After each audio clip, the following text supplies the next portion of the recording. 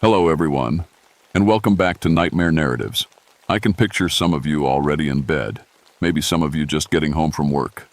Wherever you are, whatever time it is, I'm glad you're here. If this helps you relax or sleep, please like and subscribe. It means a lot. Now let's get you comfortable, and I'll tell you tonight's story. My name is Daniel Ashford, and I've been a park ranger for 17 years.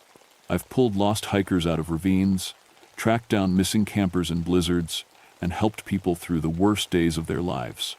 In all that time, I never believed in the old mountain spirits my granny used to talk about.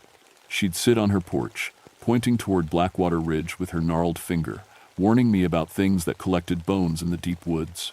I thought she was just trying to keep me from wandering too far from home. I was wrong.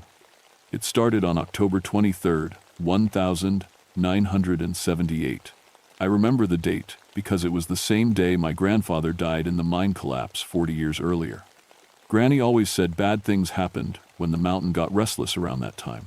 The call came in just after dawn. 3 geology students from Virginia Tech had missed their check-in. Their professor expected them back Sunday night, but Monday morning came and went with no word. The students were studying the old coal mines up on Blackwater Ridge. Good kids, according to their professor. Smart, careful, well-prepared. Not the type to wander off or ignore safety protocols.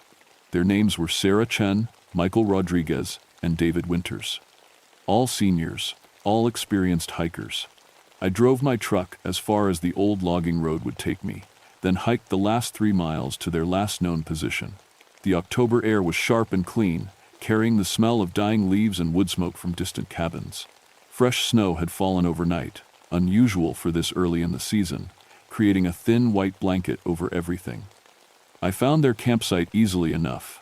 3 tents arranged in a neat triangle, a cold fire pit with stones placed just right, food hung properly in bear bags. Everything looked normal until I started looking closer. The disturbed earth around their camp made my skin crawl. Not footprints or normal scuffed ground, perfect circles of torn up dirt, each about 6 feet across. 5 of them, arranged around the campsite like points on a star. The soil inside each circle was darker than it should be, almost black, and nothing grew there. Not even weeds. I knelt beside one of the circles, pulling out my radio. "Base, this is Ashford. I'm at the geology students' campsite. Something's not right here." Static answered me. I tried again, adjusting the frequency. Nothing but white noise. The silence hit me next. In 17 years of working these mountains, I'd never heard anything like it. Not quiet. Silent. Like the mountain was holding its breath. No birds, no insects, no wind through the trees. Even my own breathing sounded too loud. I checked my compass. The needle spun wildly, unable to find magnetic north. My watch had stopped at 3:17, though I'd wound it that morning. The temperature felt wrong too, cold enough to see my breath when it had been nearly 50 degrees at the parking area. Inside the largest tent, I found Sarah's field notebook. Her handwriting was neat and precise until the last entry. Asterisk, October 22, 6:30 p.m. Strange bone fragments found near mine entrance. Arranged in deliberate patterns. David thinks they're from deer, but the size is wrong. Some pieces look almost human. We'll investigate further tomorrow. Asterisk, October 22, 11:45 p.m. Woke to sounds outside. Like clicking, but rhythmic. Michael went to check and came back white as a sheet. Says he saw something moving between the trees. Something tall. Asterisk, October 23, 2:15 a.m. They're in the camp now. Oh God, they're taking the bones from our dinner. Building something with them. I can see them through the tent wall. They're not human. They're not times. The entry ended there, pencil scratched across the page like she'd been interrupted mid-word. I spent the next hour searching the area, following every trail and checking every hiding spot I could find. No sign of the students, no footprints leading away from camp. No torn clothing or blood or any indication of what might have happened to them. But I kept finding more of those bone circles. They dotted the mountainside like a disease, each one identical to the others. Dark earth, perfect circumference, empty except for that wrongness that made my teeth ache. I counted 12 of them within a half mile of the campsite. As afternoon shadows grew longer, I made a decision that probably saved my life. I hiked back down to my truck and drove to town, where my radio worked just fine. I called in a full search and rescue operation, requesting additional rangers and a state police forensics team. "You sure about this, Daniel?" asked my supervisor, Ranger Captain Mills. 3 college kids could have wandered off for any number of reasons. I thought about those bone circles, about Sarah's notebook, about the silence that felt like death. "I'm sure, Cap. We need all the help we can get." That night, I sat on my porch with a bottle of beer and my grandfather's old hunting rifle across my knees. The beer went warm while I stared toward Blackwater Ridge, watching fog roll down from the peaks like gray fingers reaching into the valleys below. For the first time in my adult life, I found myself thinking about Granny's stories. About things that moved through the mountains when the moon was dark, collecting what they needed from the living and the dead. I didn't sleep that night. Every time I closed my eyes, I saw those perfect circles of black earth and heard the clicking sounds Sarah had written about in her final entry. By morning, I'd made another decision. I was going back up that mountain, but this time I wouldn't go alone. Ranger Carlos Martinez arrived at dawn with 2 tracking dogs and enough equipment to outfit a small expedition. I'd worked with Carlos for 8 years. He was younger than me, with a wife and 2 kids in town, but he knew these mountains almost as well as I did, more. Importantly, he didn't ask stupid questions when I told him to bring extra batteries and emergency flares. "You look like hell, Danny," he said, loading his pack from the back of his truck. Didn't sleep much. I checked my gear one more time. Radio, GPS unit, first aid kit, emergency shelter, and the .38 service revolver I usually left in the truck. Today felt different. Today I wanted it close. The dogs were good stock. A German shepherd named Rex and a bloodhound called Molly. They'd found more lost hikers than any other team in the state forest system. But as we approached the students' campsite, both animals started acting strange. Rex began whining when we were still a quarter-mile away. By the time we reached the first bone circle, both dogs were practically crawling on their bellies, ears flat against their heads. "What's wrong with them?" Carlos asked, tugging on Molly's leash. "Same thing that's wrong with my compass," I said, showing him the spinning needle. Carlos checked his own gear. Same problems: dead GPS, stopped watch, electronics going haywire. But he was a practical man, trained to work through equipment failures. We broke out the topographic maps and oriented ourselves the old-fashioned way. "Let's give the dogs something to track," he said, pulling a plastic bag from his pack. Inside was a t-shirt that belonged to Sarah Chen, provided by her roommate. Molly sniffed the shirt and immediately began backing away, whimpering. Rex took 1 cent and laid down flat, refusing to move. "Never seen them do that before," Carlos said.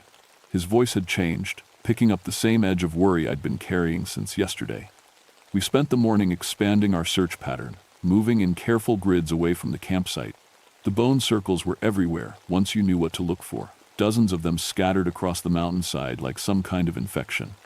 Each one was identical, 6 feet across, perfectly round, filled with that black earth that seemed to absorb light. Around noon, we found the first real clue. Carlos spotted it first, a flash of color against the dark soil of one of the circles. Sarah's red baseball cap, half buried in the center of the disturbed earth. But when we dug it out, the cap was wrong. Too clean, for one thing, like it had been placed there instead of dropped. And there were scratches on the brim, deep gouges that looked almost like claw marks. "How does a hat end up buried in the middle of this?" Carlos asked. I didn't have an answer, but I was starting to develop some ugly theories. We kept searching. The afternoon brought more discoveries, each one worse than the last. Michael's hiking boot, found in another circle 200 yards away. David's wallet, emptied of everything except his student ID, discovered in a third circle near the old mine entrance. But it was what we found inside the mine that changed everything. The entrance was partially collapsed, blocked by decades of rockfall and rusted warning signs. But there was a gap between the fallen timbers, just wide enough for a person to squeeze through. Carlos shined his flashlight into the darkness beyond. "Jesus Christ," he whispered. The beam illuminated what looked like an underground cathedral made of bones. Human skulls formed archways leading deeper into the mountain. Rib cages were woven together like basketwork, creating walls that stretched beyond our light. Leg bones had been arranged in precise geometric patterns across the floor, forming pathways that led toward some unseen destination in the depths. And everything was old. Not just the mining equipment or the wooden supports. The bones themselves looked ancient, yellowed, and cracked with age. Some were so old they'd turned to dust, creating gray drifts in the corners where our flashlight beams couldn't reach. "How many people?" Carlos asked. I tried to count the skulls in just the first archway. Lost track around 30. A lot more than 3 college students. Carlos keyed his radio, trying to reach base camp. Static answered him, the same white noise that had plagued me yesterday. We were on our own up here, cut off from the outside world by whatever force was scrambling our electronics. That's when we heard the clicking. It started soft, like fingernails tapping on wood, but it was rhythmic, deliberate, coming from somewhere deep in the mine. Click, click, click, pause, click, click, click, like Morse code, or maybe like bones being assembled into new configurations. The dogs went crazy. Rex started howling, a sound I'd never heard from him before, high and desperate, like he was in pain. Molly tried to run, pulling so hard on her leash that Carlos had to use both hands to hold her. "We need to get out of here," Carlos said. I agreed, but as we turned to leave, I saw something that made my blood freeze. Fresh footprints in the dirt outside the mine entrance. Not hiking boots or work shoes, bare feet, but wrong somehow. Too long, with what looked like extra joints in the toes. And they were leading away from the mine, heading downhill toward town. "Carlos," I said, pointing at the tracks. He saw them too. His face went pale under his ranger's tan. "Those aren't human." We followed the tracks for maybe 50 yards before they disappeared into rocky ground. But I'd seen enough to know we were dealing with something beyond our training, beyond our equipment, beyond anything the Park Service had prepared us for. The sun was setting as we made our way back to the trucks. The temperature dropped with the light, turning our breath to frost clouds.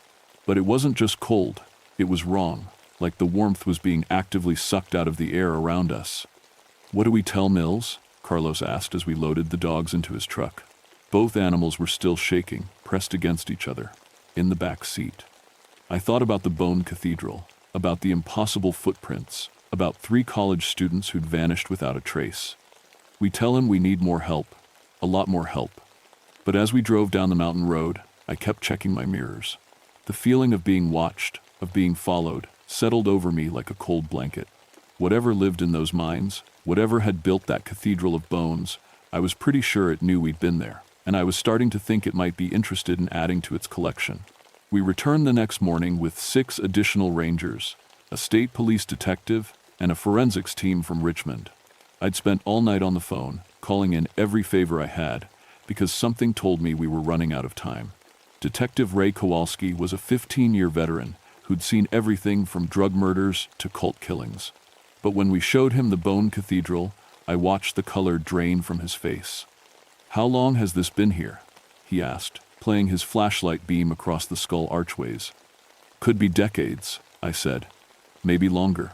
Some of these bones look like they predate the mining operation." Kowalski nodded slowly. "We're going to need a bigger team. This is a crime scene that stretches back God knows how far." But before we could organize a proper investigation, things went sideways fast. It started with Ranger Pete Holloway.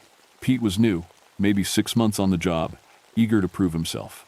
He volunteered to map the outer perimeter while the rest of us worked the mine entrance. Good plan, standard procedure.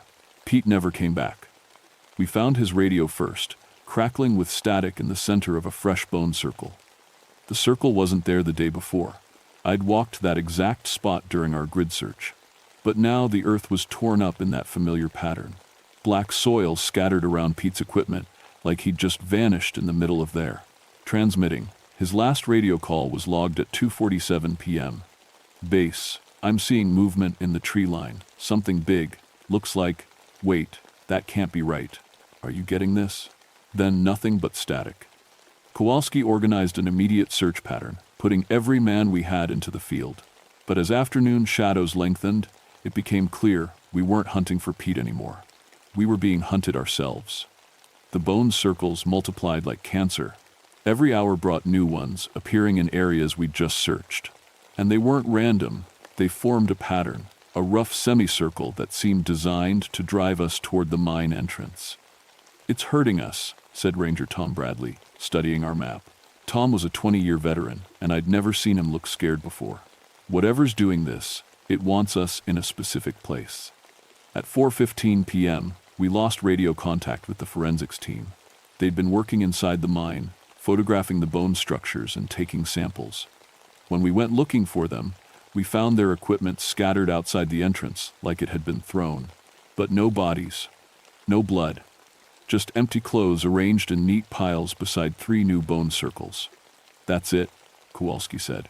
"We're pulling back to town, regrouping with federal backup." I agreed completely. But as we prepared to evacuate, the mountain made it clear we weren't leaving. The first skeleton assembled itself while we were loading gear into the trucks. I saw it happening in my peripheral vision. Individual bones rolling together like magnetized metal, clicking into place with that rhythmic sound Sarah had written about in her notebook. Leg bones socketed into hip joints, ribs curved into place around an empty chest cavity, skull balanced on vertebrae with hollow eye sockets that seemed to track our movement. The thing stood 12 feet tall when fully assembled, cobbled together from bones of different ages and species. Human. The skulls sat on animal ribcage. Bird bones formed delicate finger structures. Everything held together by some force I couldn't understand, animated by a hunger I could feel pressing against my mind like cold fingers. "Nobody move," I whispered. But Ranger Bradley panicked. He pulled his service weapon and put 3 rounds center mass into the skeleton. The bullets passed through empty air between ribs, sparking off rocks behind the creature. The skeleton turned its head toward Bradley with a grinding sound like millstones. It moved faster than anything that size should be able to move. One moment it was standing 30 feet away. The next it was on top of Bradley, those impossible hands wrapped around his throat. I heard bones breaking. Not the skeleton's bones, but Bradley's. The screaming stopped very quickly. "Run!" Kowalski shouted, but there was nowhere to go. More skeletons were assembling all around us, rising from bone circles we hadn't noticed in the failing light. Dozens of them, each one unique but equally impossible. They moved with coordinated purpose, cutting off escape routes, driving us exactly where the first one had indicated, toward the mine. We retreated fighting, but our weapons were useless. Bullets passed through empty spaces between bones. Fire extinguishers had no effect. Even when we managed to knock one apart with axes and crowbars, the bones just rolled back together within minutes. Carlos caught one in the chest with his emergency flare, the magnesium burning at 3,000 degrees. For a moment, I thought we'd found their weakness. The skeleton staggered backward, bones glowing red-hot. But then it just reassembled itself around the burning flare, incorporating the light into its structure like decoration. By the time we reached the mine entrance, only 4 of us were left. Me, Carlos, Kowalski, and a forensics tech named Dr. Sarah Vance. The skeletons had taken the others, not killing them outright, but dragging them away towards some purpose I didn't want to imagine. "Into the mine," Kowalski said. "It's defensible." I wanted to argue, but the bone creatures were closing in. We squeezed through the gap between fallen timbers into the cathedral of bones that now felt like sanctuary compared to what waited outside. Our flashlights revealed changes since yesterday. The bone structures had grown, expanding deeper into the mountain. New archways led to passages I hadn't seen before, and the clicking sounds were louder now, more urgent. "What are they building?" Dr. Vance asked, her voice barely a whisper. I had a terrible feeling I was about to find out. The clicking grew louder as we moved deeper into the mine, following bone pathways that seemed to pulse with their own light. Our flashlights revealed impossible architecture. Spiraling towers of ribs and vertebrae reaching up into darkness, bridges made of interwoven arm bones spanning underground chasms, entire rooms where the walls were, mosaics of human skulls arranged in hypnotic patterns. "This isn't random, Doctor," Vance said, running her hand along a section of wall. "There's intelligence here, purpose. Someone's been designing this for a very long time." The clicking stopped. In the sudden silence, we could hear something else. A sound like wind through empty bones, but rhythmic, deliberate. It took me a moment to realize what it was. Breathing. Something massive was breathing in the depths below us. "We need to leave," Carlos whispered, "right now." But when we turned back toward the entrance, Our way was blocked. A skeleton stood in the passage, but this one was different from the others. Older, more complete. It wore the tattered remains of what looked like Cherokee clothing, with bone ornaments and carved stones woven into its ribcage. When it spoke, its voice was like wind through a graveyard. "You have come to witness the awakening." Kowalski raised his gun, but I grabbed his wrist. "Don't. I think it wants to talk." The ancient skeleton tilted its head, empty sockets fixed on me. "You are wise for one so young." "Yes, we will speak. You will understand what you have interrupted." "Who are you?" I asked. "I am what remains of Standing Bear, last shaman of the Blackwater Cherokee. I died protecting this place from those who would steal the earth's bones for their machines. But death is not the end for guardians." The skeleton gestured to the bone cathedral around us. "For 200 years, I have gathered what was taken. Every bone disturbed by mining, every body desecrated by greed, every spirit displaced by your people's hunger for coal and gold. All return to where they belong." "The college students," Carlos said. "Where are they?" Standing Bear turned toward him. "They live. For now, but they have seen what sleeps beneath, and such knowledge cannot be allowed to spread. Soon they will join the others, willing guardians of the deep places." "What's down there?" "Doctor," Vance asked. Instead of answering, Standing Bear began walking deeper into the mine. After a moment, we followed. What choice did we have? The bone pathways led us down through chambers I never could have imagined. Rooms where thousands of skulls watched us from alcoves in the walls. Galleries where complete skeletons stood in silent ranks, waiting for some signal I couldn't understand. And everywhere, that rhythmic breathing grew stronger. Finally, we reached the heart of it all. The chamber was vast, carved from living rock, and older than the mines above. In the center, something impossible was taking shape. A skeleton the size of a building, assembled from bones gathered over centuries. Human remains mixed with those of animals long extinct, all held together by the same force that animated Standing Bear and his servants. But this wasn't just big, it was ancient, primordial. The skull alone was 20 feet across, with eye sockets like caves and teeth the size of tombstones. As we watched, smaller skeletons worked like ants, adding new bones to the structure, building toward some terrible completion. "The Bone King," Standing Bear said with something like reverence. "First guardian of the earth's depths, sleeping since the ice retreated. Your people's greed has finally gathered enough death to wake it." I saw them then, Sarah, Michael, and David, standing near the creature's feet. They were alive but changed, their eyes reflecting light like animals. When Sarah saw me, she smiled with too many teeth. "Ranger Ashford," she called out. "You came back. We hoped you would." "Sarah, we're here to help," I said, taking a step toward her. "Help?" She laughed, a sound like breaking glass. "We don't need help. We understand now. This is where we belong." The massive skull turned toward us, empty sockets fixing on our group with intelligence older than human civilization. When it spoke, its voice was the sound of continents shifting. "More builders come. Good. The work nears completion." Standing Bear bowed to the enormous creature. "Bone King, these are not willing servants. They resist the transformation. Then they will provide materials instead of labor." The smaller skeletons began moving toward us, clicking and scraping across the stone floor. But I noticed something. They avoided the areas where Carlos had dropped his emergency flares. Fire seemed to disrupt whatever force held them together. "The thermite flares," I whispered to Carlos. "Use them all." Carlos understood immediately. He pulled both remaining flares from his pack, arming them with shaking hands. "When I say run, you run for the entrance. Don't look back." "What about you?" I asked. "Someone needs to bring this place down." The skeletons were almost on us when Carlos triggered the first flare. Magnesium fire erupted in the chamber, blindingly bright and hot enough to melt steel. The bone creatures shrieked, a sound like breaking chalk magnified 1,000 times. Some of them simply fell apart, their animating force disrupted by the intense heat. "Run!" Carlos shouted, triggering the second flare. We ran, through passages of bone and stone, past galleries of watching skulls, up toward the distant promise of daylight.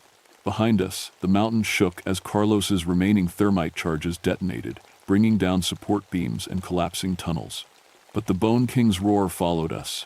a sound of rage and hunger that made the rock itself tremble. It was waking up, and our escape had only delayed the inevitable. We made it to the entrance just as the mine began collapsing in earnest. Kowalski and Dr. Vance squeezed through the gap first, then helped pull me through as stones rained down behind us. Carlos never made it out. The official report blamed the mine collapse on unstable geology and groundwater erosion. 7 people missing, presumed dead, in one of Virginia's worst cave-in disasters. The families got death certificates and insurance payouts. The area was sealed off with concrete barriers and federal warning signs.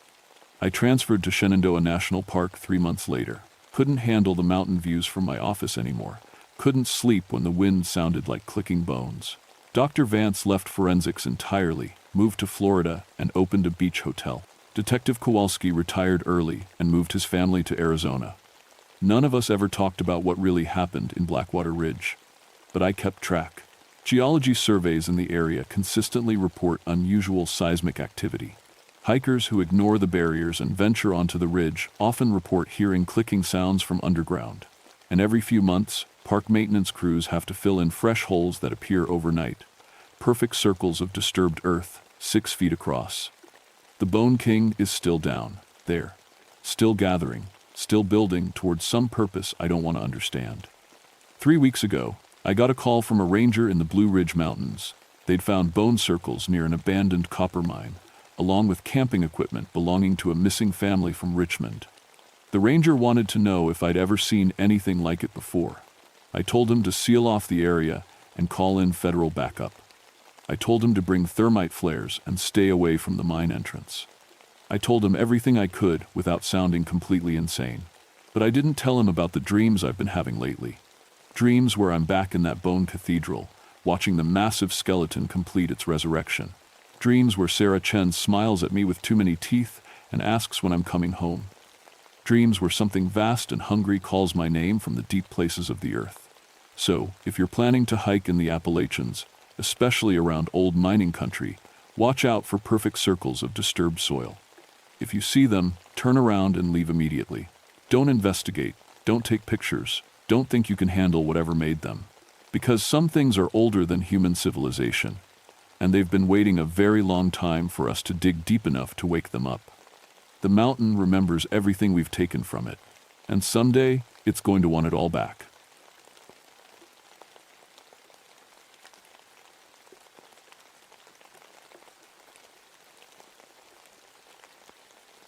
My name is Robert Grimsley, and I've been a forest ranger in West Virginia's Monongahela National Forest for 20 years.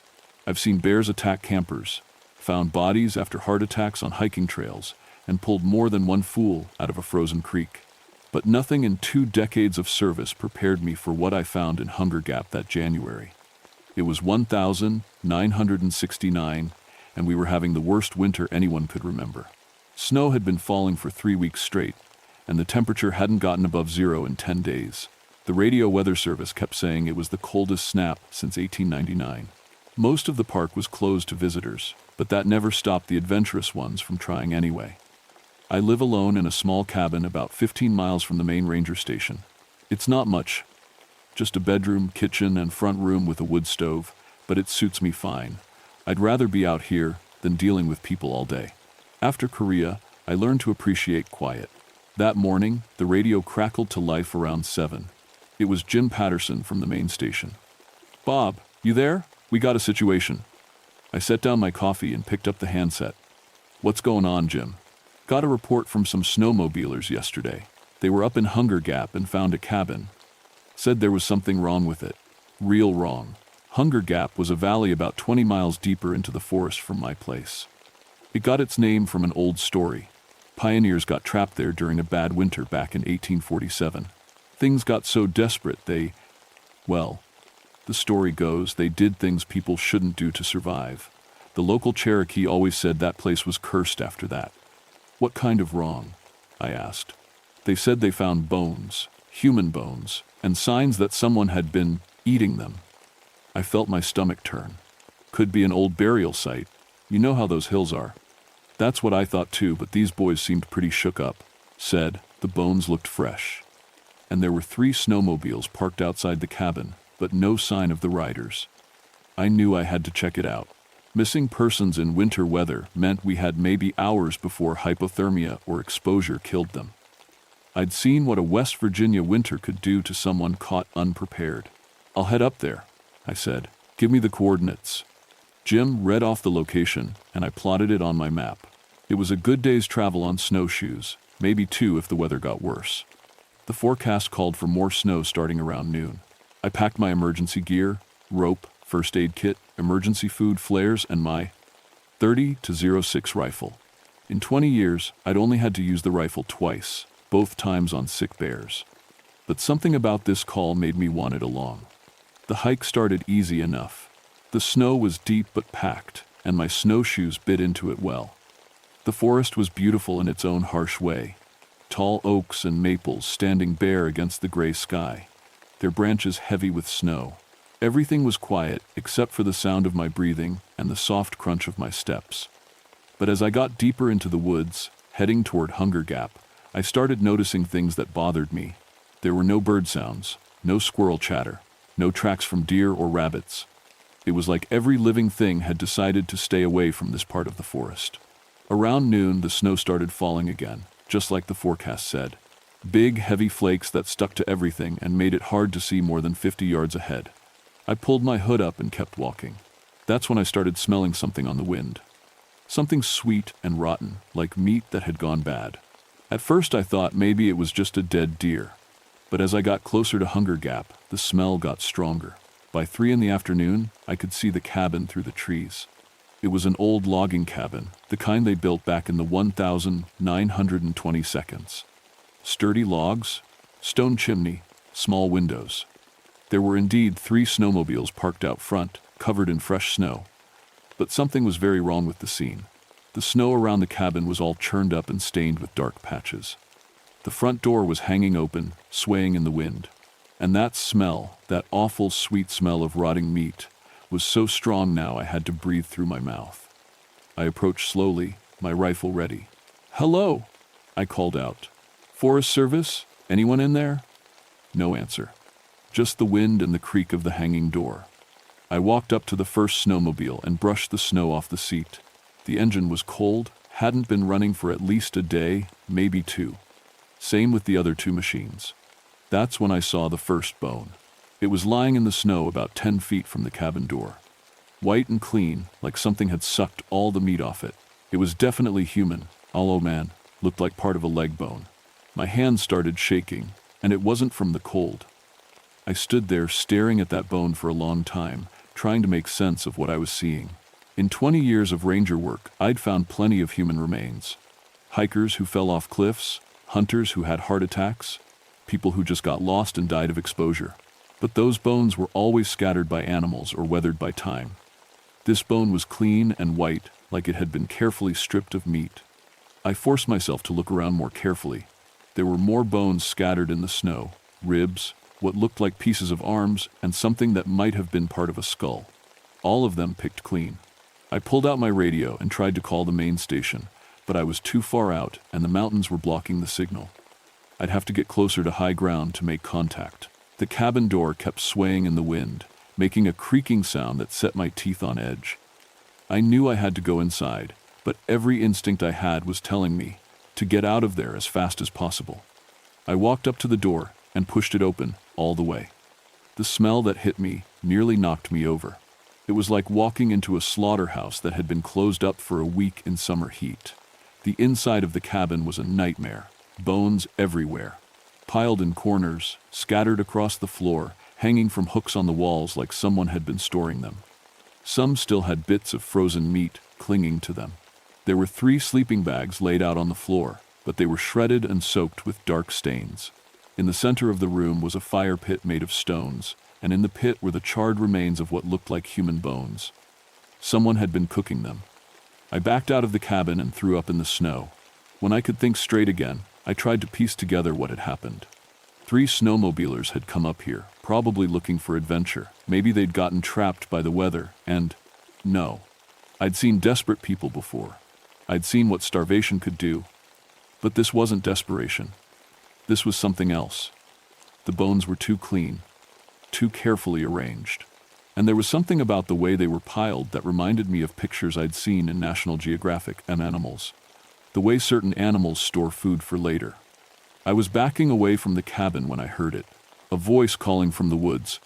Faint and distant, but definitely human. "Help," it called. "Please, someone help me." My heart jumped.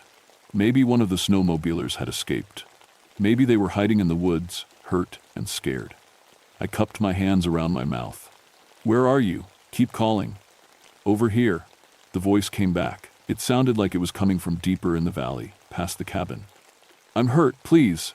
I shouldered my rifle and started toward the voice, following what looked like a trail through the snow. The voice kept calling, always seeming to be just a little farther ahead. "I can't move," it called. "My leg's broken." The trail led down into the valley, through thick stands of bare trees.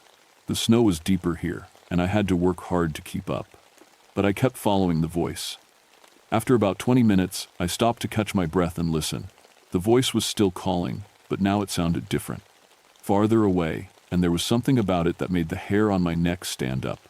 It was the same voice, exactly the same voice. Same words, same tone, same desperate sound. But it had been calling for 20 minutes without getting tired or changing what it was saying. Real people don't talk like that. I stood very still and listened more carefully. The voice was calling again.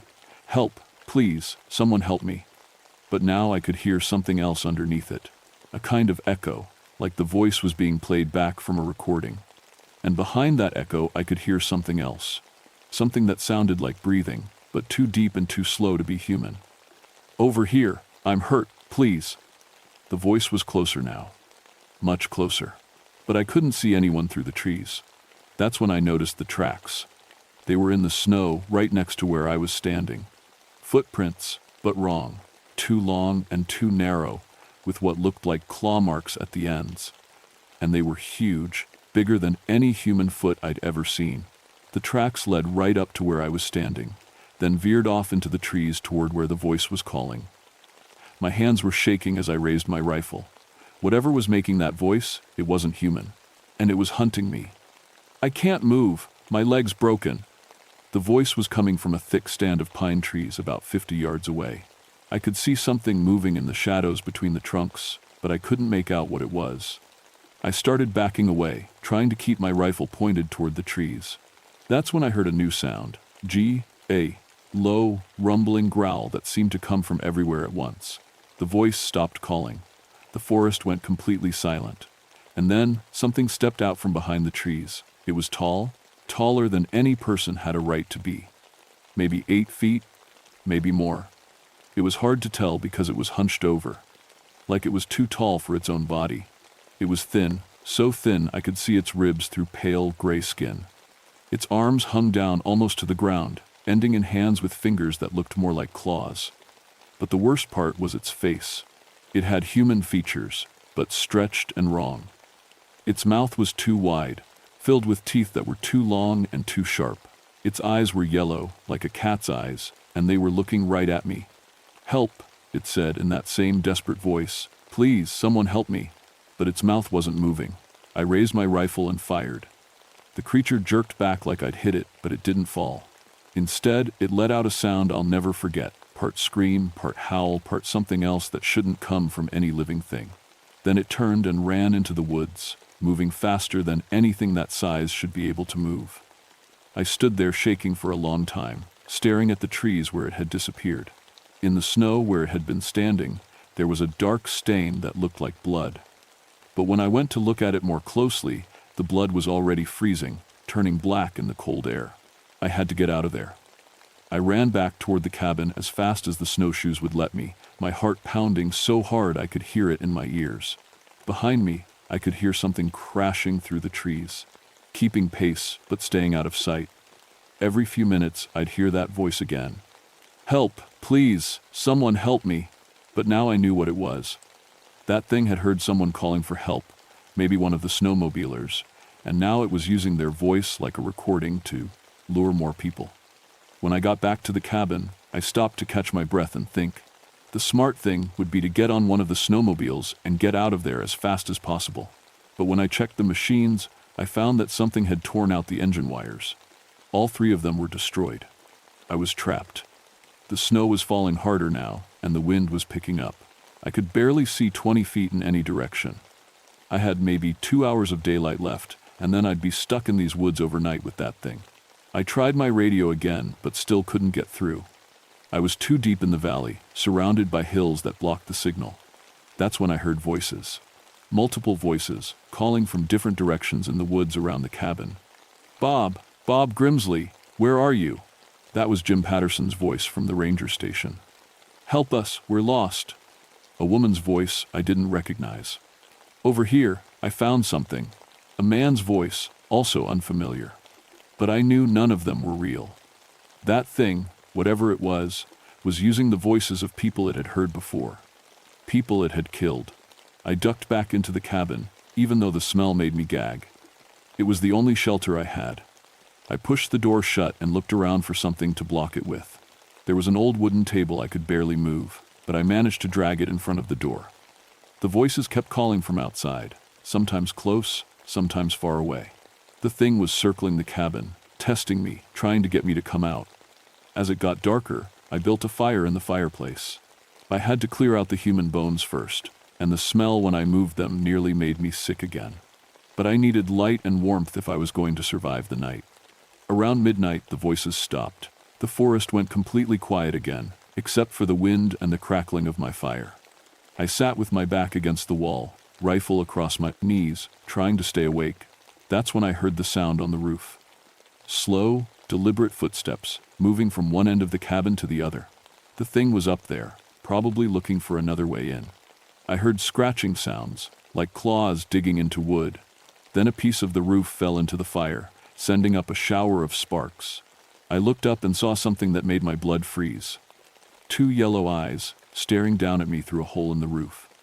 I raised my rifle and fired.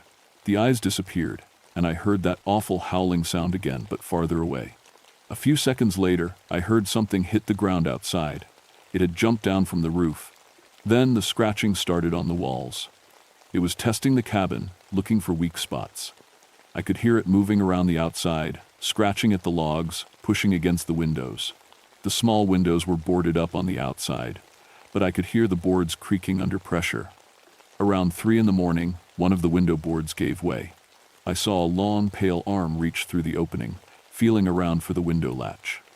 The fingers were wrong, too long, with black claws instead of fingernails. I grabbed a burning piece of wood from the fire and jabbed it at the arm. The thing jerked back with another howl, and I smelled burning flesh. But it didn't give up. For the rest of the night, it kept trying different ways to get in. Sometimes it would scratch at the door. Sometimes it would test the other windows. Once, I heard it on the roof again, and another piece fell into the fire. But the worst part was the voices. All night long, it called to me in different voices. Jim Patterson, my ex-wife Sarah, my brother Mike, who died in Korea. Even my father, who'd been dead for 15 years. Bobby. It called in my father's voice. Bobby, open the door. It's cold out here. Bob, this is Jim. I'm here to help. Open up. Robert, in Sarah's voice. I came back. I'm sorry I left. Please let me in. I knew none of it was real, but hearing those voices, especially my father's and my brother's, nearly broke me. There were times I almost opened the door, just to make it stop. But I held on. When dawn finally came, the voices stopped and the scratching stopped. I waited until I could see sunlight through the cracks around the door before I moved the table and looked outside. The snow around the cabin was all torn up, like something big had been pacing around it all night. I could see the tracks going off into the woods in multiple directions, like the thing had been running back and forth, getting more and more frustrated. But what really scared me was what I saw near the tree line. Bones. Fresh bones. Arranged in a pattern like some kind of warning or message. The thing wasn't just hunting me. It was playing with me. I knew I had to get out of there before nightfall, or I wouldn't survive another night. I spent the morning trying to figure out how to get out of Hunger Gap alive. The snowmobiles were useless, and I was too far from any road to walk out before dark. My only chance was to get to higher ground where I could use my radio to call for help. There was a ridge about 2 miles east of the cabin that might work, It would be a hard climb in the deep snow, but if I could get a signal through, a helicopter could pick me up. I packed what I could carry: some food, my rifle, ammunition, and emergency flares. The flares might come in handy if I had to signal for help or defend myself. Before I left the cabin, I took one more look at those bones arranged near the tree line. Now that I could see them in daylight, I realized they formed a shape. It looked almost like an arrow pointing deeper into the valley. The thing was trying to direct me somewhere, but why? I started toward the ridge, staying alert for any sign of the creature. The forest was still unnaturally quiet. No birds, no small animals, nothing. Just the sound of wind in the bare trees and my snowshoes crunching through the snow. About halfway to the ridge, I found them. 4 more bodies, or what was left of them. They were partially buried in the snow, arranged in a circle around what looked like a crude camp. These weren't the snowmobilers. This was an older scene. Maybe hunters who'd gotten trapped up here weeks or months ago. But like the bones at the cabin, these bodies had been carefully stripped of meat, and they'd been arranged deliberately, like some kind of offering or display. That's when I understood what I was dealing with. I'd heard stories about the Wendigo from some of the older Cherokee who still lived near the park. They said it was a creature born from cannibalism and starvation, something that had once been human but had been transformed by the act of eating human flesh. It was always hungry, always hunting, and it grew stronger with each person it consumed. The stories said that once someone became a Wendigo, they could never be satisfied. They would eat and eat, but the hunger would only get worse. They would grow larger and stronger, but also more desperate and more vicious. And they could mimic the voices of their victims. I was looking at the arranged bodies when I heard my own voice calling from the woods behind me. "Hello, Forest Service. Anyone in there?" It was exactly what I'd called out when I first approached the cabin yesterday. The thing had been watching me, learning from me. "Hello," my own voice called again. "Forest Service." I turned and saw it moving through the trees toward me. In daylight, it looked even worse than it had the night before. It was definitely larger than when I'd first seen it. Maybe 9 feet tall now, and broader through the shoulders. Its skin was pale gray, stretched tight over visible ribs and joints. Its face was a nightmare version of something that might once have been human. But the worst part was that it was smiling. It had learned that the voices brought prey to it, and it was happy with its hunting method. "Forest Service." It called in my voice, still smiling that horrible smile. "Anyone in there?" I raised my rifle and fired. The bullet hit it in the chest, and I saw dark blood spray from the wound, but it barely slowed down. It came at me fast, covering the distance between us in long, loping strides. I fired again and again, hitting it each time but not stopping it. When it was close enough, it swung one of those long arms at me. I dove to the side, and its claws raked across a tree trunk, leaving deep gouges in the bark. I rolled in the snow and came up running, heading for the ridge as fast as I could move. Behind me, I could hear it following, crashing through the underbrush and making that awful howling sound. The climb up the ridge was the hardest thing I'd ever done. The snow was waist-deep in places, and I had to use my hands to pull myself up the steeper sections. Behind me, the creature was gaining ground, moving through the snow like it weighed nothing. Halfway up the ridge, I found a small clearing where I could see back down the slope. The Wendigo was about 100 yards behind me, but it had stopped. It was standing at the edge of the tree line, looking up at me. And it was growing. I could see it happening in real time. It was getting taller, broader, more muscular. The bullet wounds were healing, the dark blood flow stopping. It was feeding on something, maybe just the hunt itself, or the fear it was causing. I pulled out my radio and tried to call for help. Static. I climbed higher. When I reached the top of the ridge, I finally got a signal. "Jim! Jim! This is Bob. Emergency." "Bob, where the hell are you? We've been trying to reach you all night." "Hunger Gap. I need immediate helicopter evacuation.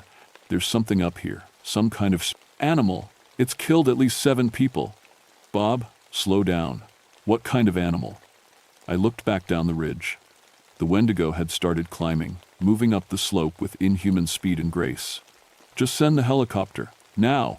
I'm on the ridge east of the cabin." "Bob, there's a blizzard moving in. We can't fly in this weather." I looked at the sky. Dark clouds were building to the west, and the wind was picking up. Snow was starting to fall again. How long until it passes? Maybe 6 hours. Maybe more. The Wendigo was halfway up the ridge now. I don't have 6 hours. I clicked off the radio and looked around desperately. There had to be something I could do, some way to stop this thing. That's when I remembered the stories. The Cherokee elders said fire was the only thing that could really hurt a Wendigo. Not just any fire. It had to be a sacred fire. A cleansing fire. I thought about those emergency flares in my pack. They burned hot and bright, hot enough to start a fire even in wet conditions. The Wendigo was only 50 yards away now, close enough that I could see its yellow eyes and that terrible smile. I pulled out a flare and struck it. It burst into brilliant red light, hissing and sparking. The Wendigo stopped, shielding its eyes from the bright flame. It was afraid of the fire. I lit 2 more flares and threw them down the slope toward the creature. Where they landed, the snow hissed and melted, and the Wendigo backed away, making that howling sound. But I only had 6 flares total. That wasn't enough to keep it away for long. Then I had an idea. The Wendigo was afraid of fire, but I needed more than just flares. I needed to destroy whatever was feeding it, whatever was making it stronger. I thought about what I'd seen, the arranged bones, the carefully stored remains, the way it had been building some kind of collection. This wasn't just random hunting, it was creating a feeding ground, a place where it could store food and grow stronger. The cabin, that was its nest, its base. If I could burn that down, maybe I could weaken it enough to escape.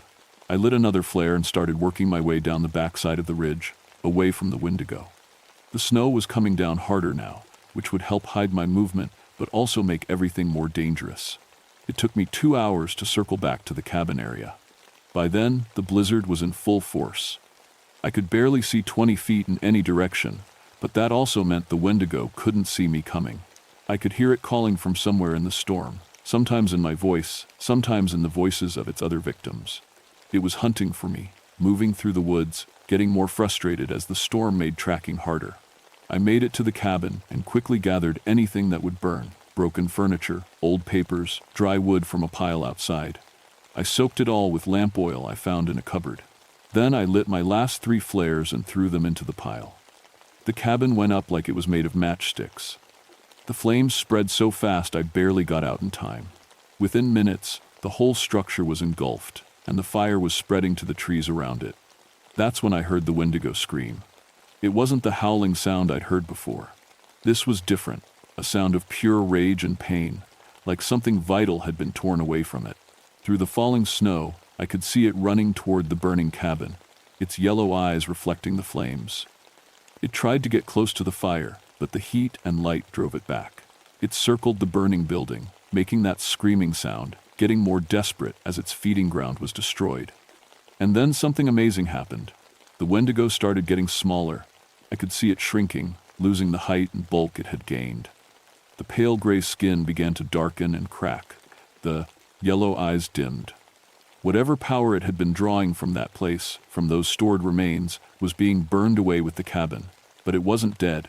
Even weakened, it was still dangerous, still hunting. I started moving through the storm, trying to get to higher ground where the helicopter might be able to find me when the weather cleared. Behind me, I could hear the Wendigo following, but it was moving slower now, less sure of itself. The blizzard lasted until dawn. When the snow finally stopped and the sun came out, I was huddled under a rock overhang about 3 miles from where the cabin had been. I could see smoke still rising from that direction. I tried my radio again and got through to Jim immediately. "Bob, thank God, where are you?" I gave him my coordinates, and 20 minutes later I heard the beautiful sound of helicopter rotors. They pulled me up on a rope and flew me back to the main station. I told them I'd found evidence of cannibalism in the cabin and that there was a dangerous animal in the area, probably a bear driven mad by hunger. They sent a team back to investigate, but all they found were the burned remains of the cabin and a lot of scattered bones that they assumed were old Native American burial remains. They never found any sign of the Wendigo, but I know it's still out there. 3 months later, I heard about some hikers who went missing in a different part of the forest. The search team found their camp, but no sign of the hikers themselves, just some gnawed bones and evidence that someone had been cooking meat over a fire. And last week, Jim told me about a strange report from some campers. They said they heard voices calling for help in the woods near Hunger Gap, But when they went to investigate, they couldn't find anyone.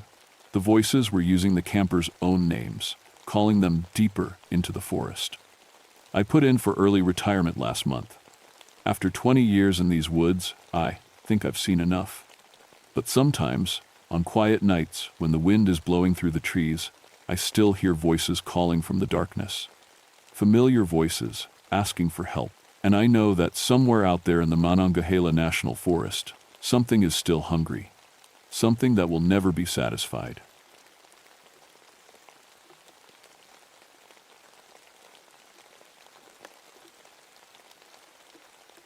My name is James Hawthorne, and I've been a park ranger for 14 years. I tell people that because I need them to believe what I'm about to tell you really happened. I know how crazy it sounds, but I swear on my life every word is true. Back in September 1975, I was working at New River Gorge in West Virginia. My job was watching birds, specifically the big ones like hawks and eagles that migrated through our area. I had my degree in wildlife biology, and I thought I knew everything about flying creatures. I was wrong. Devil's Den Overlook was my favorite spot. It sits on these massive sandstone cliffs about 400 feet above the New River. The thermals rising from the gorge made it perfect for watching raptors. Plus, it was quiet.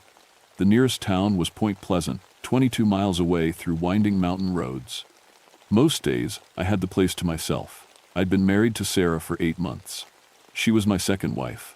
My first marriage didn't survive the long hours and isolation of ranger work. Sarah was different. She understood that sometimes I had to spend nights in the field, setting up equipment or tracking animal movements.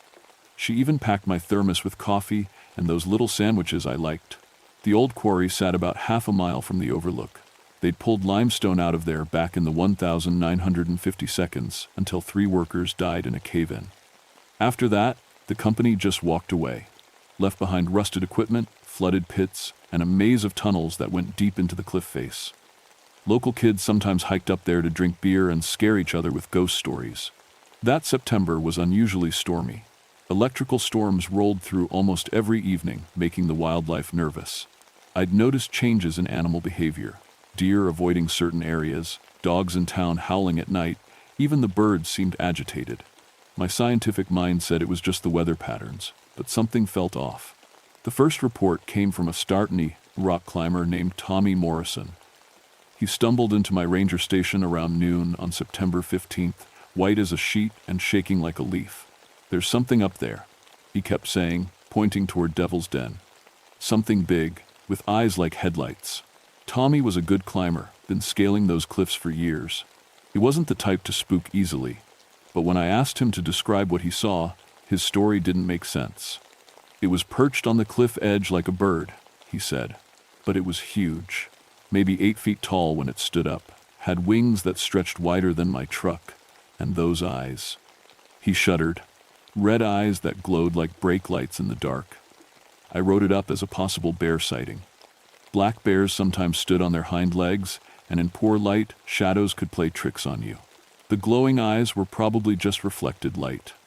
I'd seen dozens of similar reports over the years, usually turned out to be owls or deer or someone's imagination running wild. But then Mrs. Patterson called from the grocery store in town.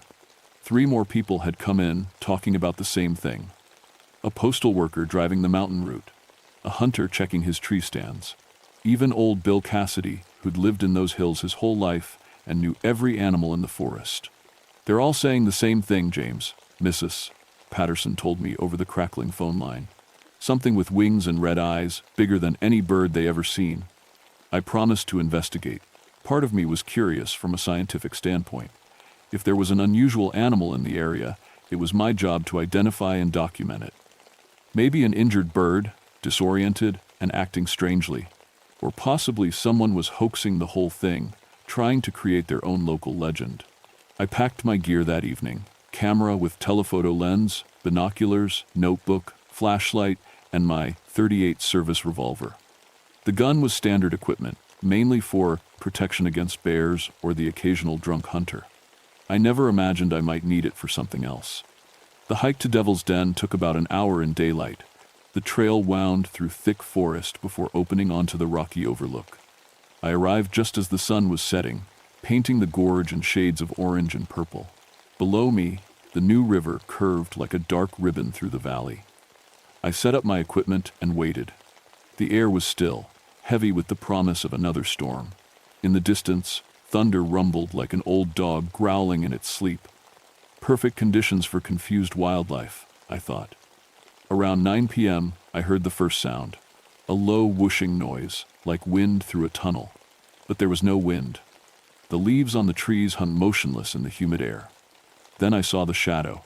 It passed over me fast, blocking out a patch of stars for just a moment. Too big to be a bird, too quiet to be a plane. My heart started beating faster, but I told myself to stay calm. Probably just a cloud, or maybe a large bat. The shadow came back, circling the overlook in wide arcs. Each time it passed overhead, I tried to get a better look, but it stayed just outside the range of my flashlight. All I could make out was something dark against the darker sky, moving with the fluid grace of a natural flyer. On the fourth pass, I saw the eyes. 2 red dots in the darkness, maybe 30 feet above me. They didn't reflect my flashlight beam like animal eyes should. Instead, they seemed to glow with their own inner fire, steady and unblinking. I fumbled for my camera, but by the time I got it ready, the thing was gone. The woods fell silent, except for the distant rumble of approaching thunder. I stayed on that cliff until dawn, but I didn't see it again. When I hiked back to my truck, I found scratches in the dirt near where I'd been sitting.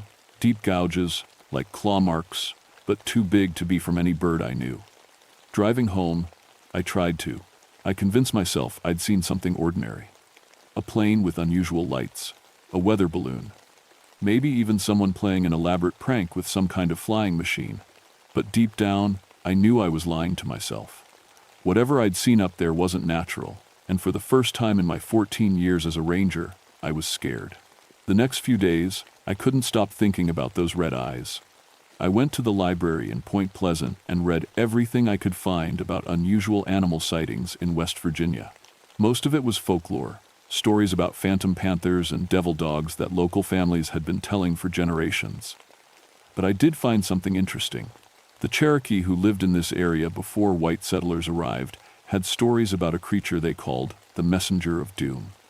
According to their legends, it appeared before great disasters, trying to warn people of coming tragedy. They described it as a giant moth-like being with glowing red eyes. Old legends, I told myself. But I couldn't shake the feeling that I'd stumbled onto something real. I decided to set up a proper observation post. If this thing was real, and if it was following some kind of pattern, I might be able to document it properly. I selected a spot about 200 yards from the overlook, hidden in a grove of pine trees where I could watch the area without being seen. On September 18th, I hiked up with more equipment, a motion-activated camera, a tape recorder, even a thermometer to track temperature changes. I'd read that some people reported feeling intense cold before supernatural encounters. Scientific method, I reminded myself. Document everything. I was settling into my hiding spot when I heard voices echoing from the old quarry. 2 male voices, laughing and talking loud. Probably teenagers drinking beer and looking for trouble. I considered going over to run them off. The quarry was dangerous, especially at night, but decided to wait. If the creature showed up, I didn't want witnesses around to complicate things. Around 10 p.m., the voices went quiet. Then I heard a scream. Not the playful scream of kids trying to scare each other. This was pure terror. The sound a person makes when they know they're about to die. I grabbed my flashlight and ran toward the quarry. The old access road was overgrown with weeds and littered with rusted equipment. I stumbled over cables and chunks of broken concrete, following the screaming. When I reached the main pit, I found one kid, maybe 16 years old, pressed against the chain-link fence that surrounded the flooded quarry. His face was pale with shock, and he was pointing at something in the water. "He fell," the kid gasped when he saw me. "Tommy fell in. Something grabbed him." I shined my light across the black water. About 30 feet from shore, I could see someone thrashing around, going under and coming back up, coughing and choking. "Stay here," I shouted to the kid, then started looking for a way down to the water. The quarry walls were almost vertical, cut smooth by the mining operation. But there was an old wooden ladder, half rotted but still attached to the rock face. I climbed down as fast as I dared. The water was deeper than it looked. My boots couldn't touch bottom even close to shore.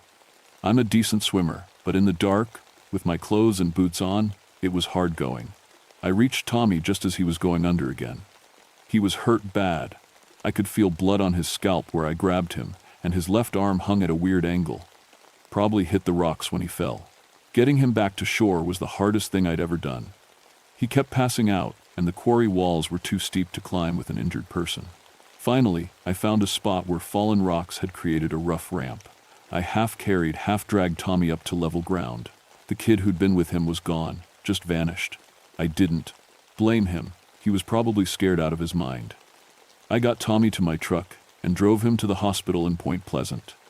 He had a concussion, a broken arm, and several deep cuts from the rocks. The doctor said he was lucky to be alive. When he was feeling better, I asked him what happened. "We were just messing around," he said, his voice still shaky, "looking for bats in the quarry. Then Jimmy said he saw something big flying overhead. We looked up, and there it was." There what was?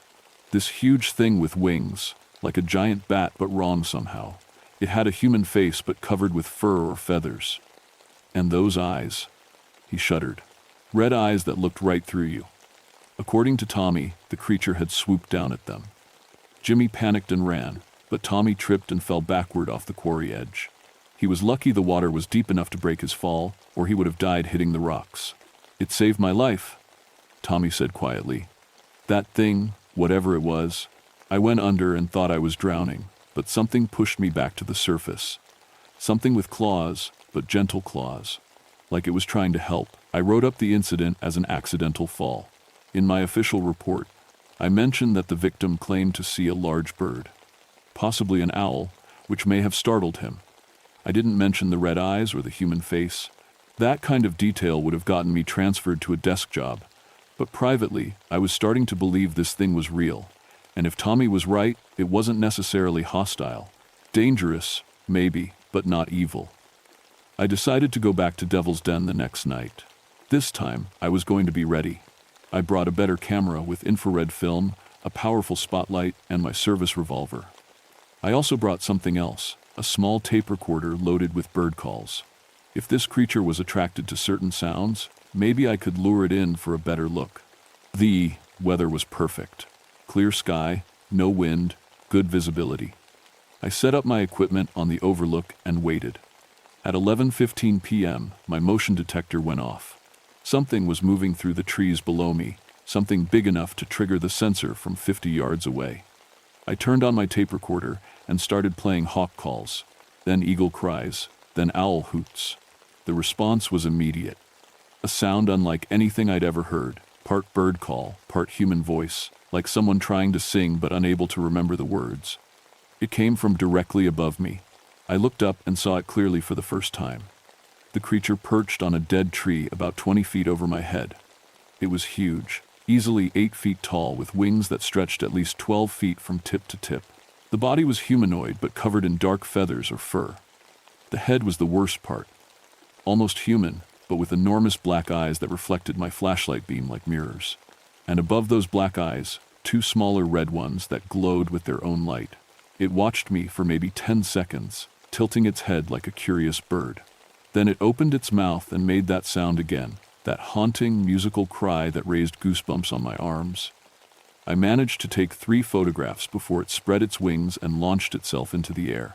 It didn't flap like a bird. Instead, it seemed to glide on invisible currents, moving with impossible grace for something so large. I followed it with my spotlight as it circled the overlook. On the second pass, it came lower, maybe 10 feet above my head, close enough that I could see details I wish I hadn't. The creature's claws were like human hands, but elongated and ending in sharp points. Its chest rose and fell like it was breathing hard. And its eyes, those 4 eyes, never stopped watching me. On the third pass, something extraordinary happened. The creature hovered directly in front of me, wings beating slowly too. Maintain position. Then it spoke. Not with its mouth, but directly into my mind. I heard words as clearly as if someone was standing next to me, but the creature's mouth never moved. "Danger comes," the voice said. "Many will die. The bridge will fall." Before I could react, The creature shot straight up into the night sky and vanished. I stood there for a long time, trying to process what had just happened. A giant moth-like creature had just delivered what sounded like a prophecy directly into my brain. Either I was losing my mind, or I'd just made contact with something beyond human understanding. When I developed the photographs the next day, 2 of them showed nothing but empty sky. But the third one was clear enough to make me believe my own eyes. The creature was real, and it had a message. Word spread fast through Point Pleasant about the thing at Devil's Den. By the end of September, I was getting calls from reporters, cryptozoologists, and curiosity seekers wanting to know about the Mothman sightings. That's what they started calling it, the Mothman. I tried to play it down, sticking to my official reports about misidentified birds and teenage pranks. But privately, I kept going back to the creature's message. The bridge will fall. Point Pleasant had 2 major bridges. The older one was the Silver Bridge, built in 1928, that carried Route 35 across the Ohio River. The newer bridge was about 5 miles downstream. If something was going to happen to one of them, I figured it would be the Silver Bridge. That old suspension bridge carried thousands of cars every day, and it was showing its age. I started paying attention to the bridge during my trips to town, looking for cracks in the concrete, rust on the cables, anything that might suggest structural problems. But I'm a wildlife biologist, not an engineer. I wouldn't know a dangerous flaw if it bit me. The sightings continued almost every night, not just at Devil's Den, but all around the Point Pleasant area. A farmer named Newell Partridge saw the creature in his barn, standing over his dog. The dog was dead when he found it the next morning, no marks on it, like it had died of fright. Linda Scarberry and her husband Roger were driving near the old munitions plant when they saw it in their headlights. According to Linda, it followed their car for 2 miles, keeping pace at 100 miles per hour. When they got home, their car radio was full of static, and their dog spent the night hiding under the porch. Each witness described the same thing: enormous size, glowing red eyes, and an overwhelming sense of dread. Some people reported hearing that strange musical cry. Others said it communicated telepathically, always with warnings about coming disaster. I started keeping a detailed log of every sighting, trying to find patterns.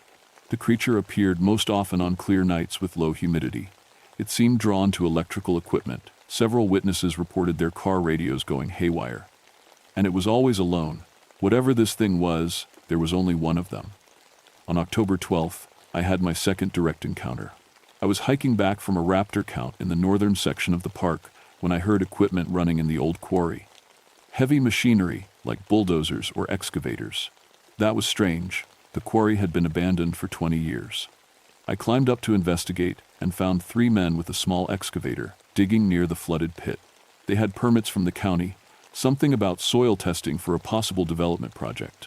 The crew chief, a guy named Bill Hendricks, explained they were taking core samples to see if the land could support new construction.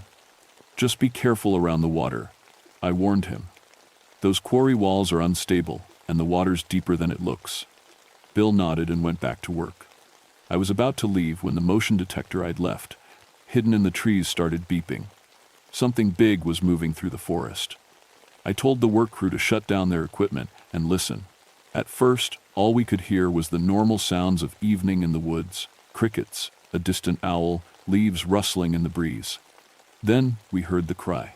That haunting, musical sound echoing off the quarry walls.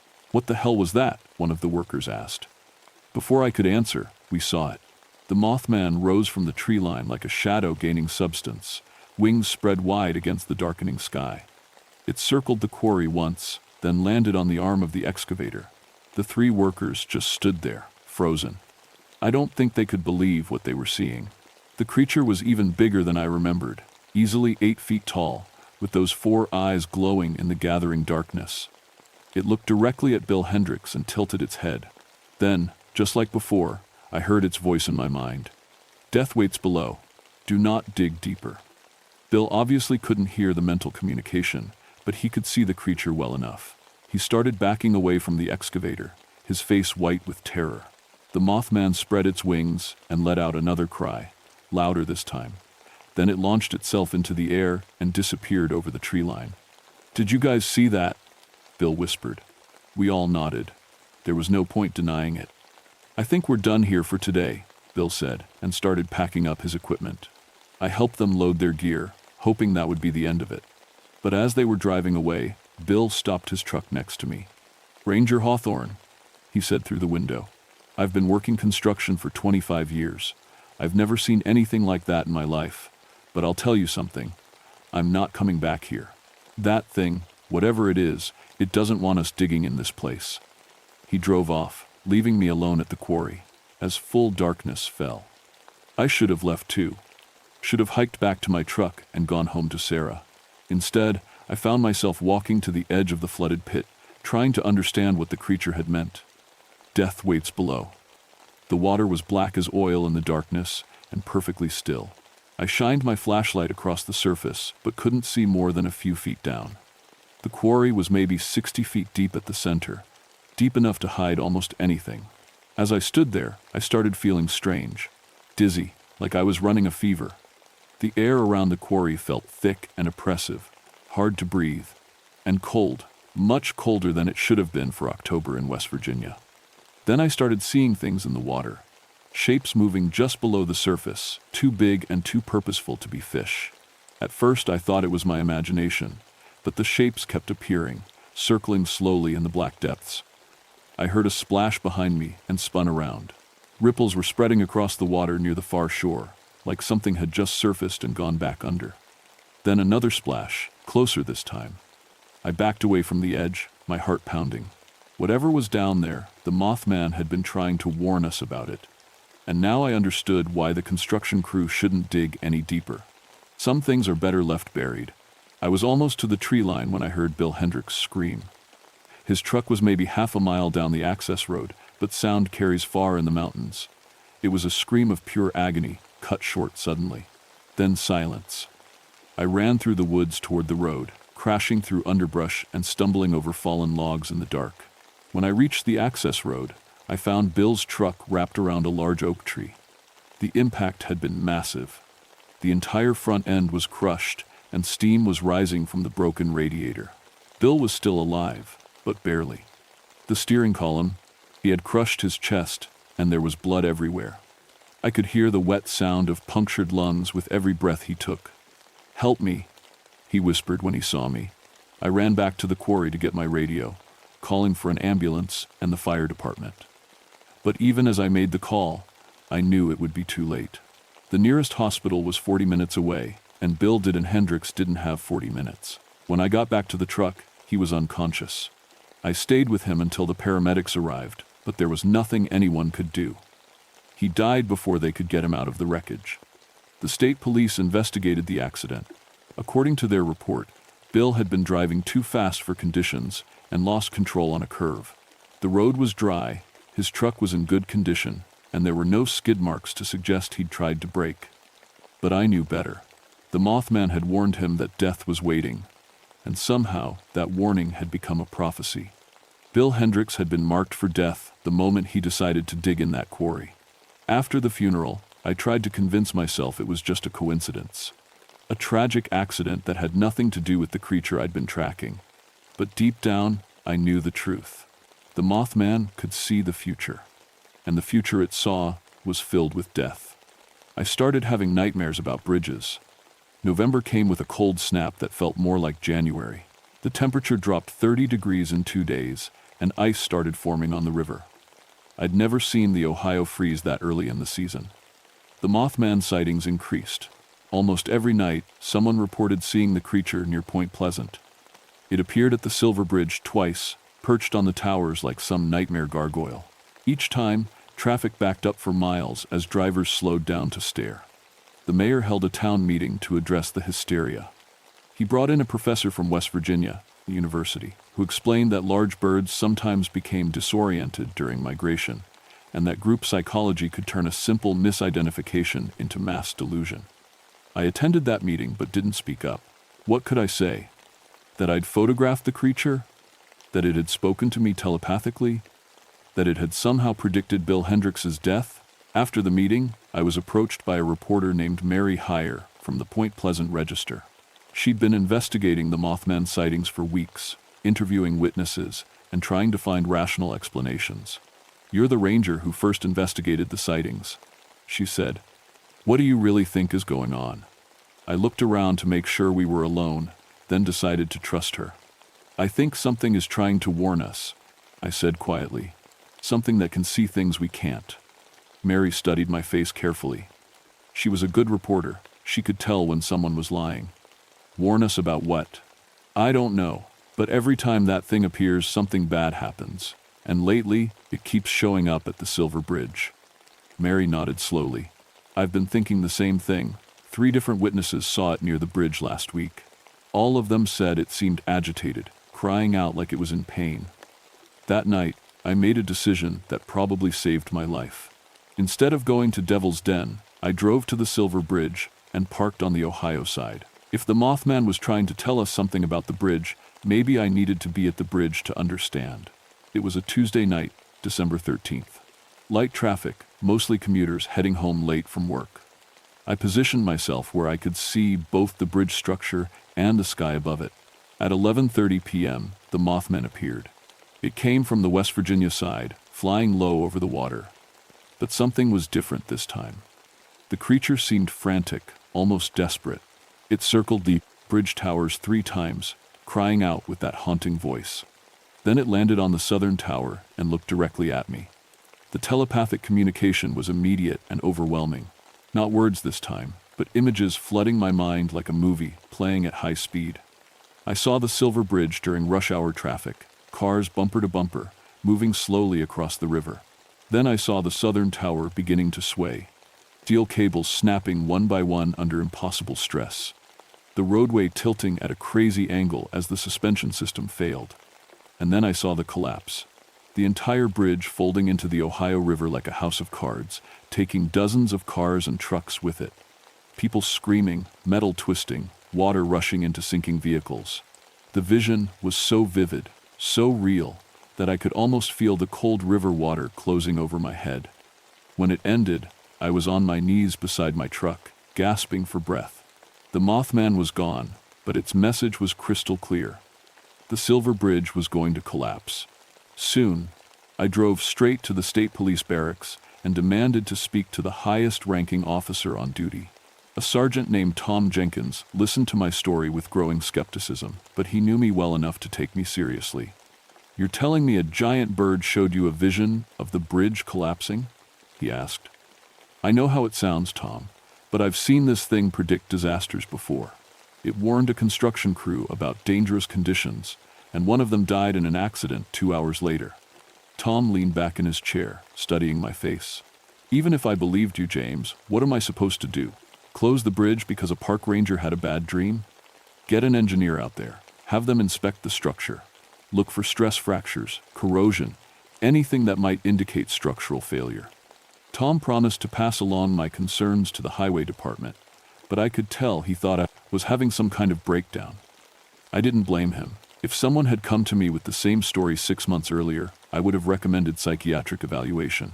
I spent the next 2 weeks trying to find someone who would listen. I called the bridge maintenance office, the county engineering department, even the governor's office. Everyone was polite but dismissive. The Silver Bridge had been inspected just last year, they told me. It was old but safe. On December 15th, 2 days before the collapse, I had my final encounter with the Mothman. I was driving home from another fruitless meeting with highway officials when I saw it standing in the middle of Route 35, about a mile from the bridge. I slammed on my brakes and skidded to a stop just a few feet away from the creature. Up close, it was even more imposing than I remembered. 8 feet tall, with wings that blocked out the streetlights behind it. But this time, I wasn't afraid. I was angry. "Why won't anyone listen?" I shouted through my windshield. "If you know what's going to happen, why don't you do something to stop it?" The creature tilted its head and stepped closer to my truck. When it placed one clawed hand on my hood, the metal actually dented under the pressure. The telepathic communication was softer this time, almost sad. "Cannot change what must be, can only warn. You have done what you could." "It's not enough," I yelled. "People are going to die. Some futures cannot be changed, but you will remember. You will tell others. The warnings will continue." The Mothman spread its wings and launched itself into the night sky. I watched until it disappeared, knowing I would never see it again. 2 days later, on December 17th, 1975, at 5:04 p.m. during rush hour traffic, the Silver Bridge collapsed into the Ohio River. 46 people died, and 9 others were never found. I was at home when it happened, watching the evening news with Sarah. The special report interrupted a sitcom, and we watched in horror as helicopter footage showed the twisted remains of the bridge jutting out of the dark water. "Oh my God," Sarah whispered. "That's our bridge. We drive across that bridge." I didn't say anything. Couldn't say anything.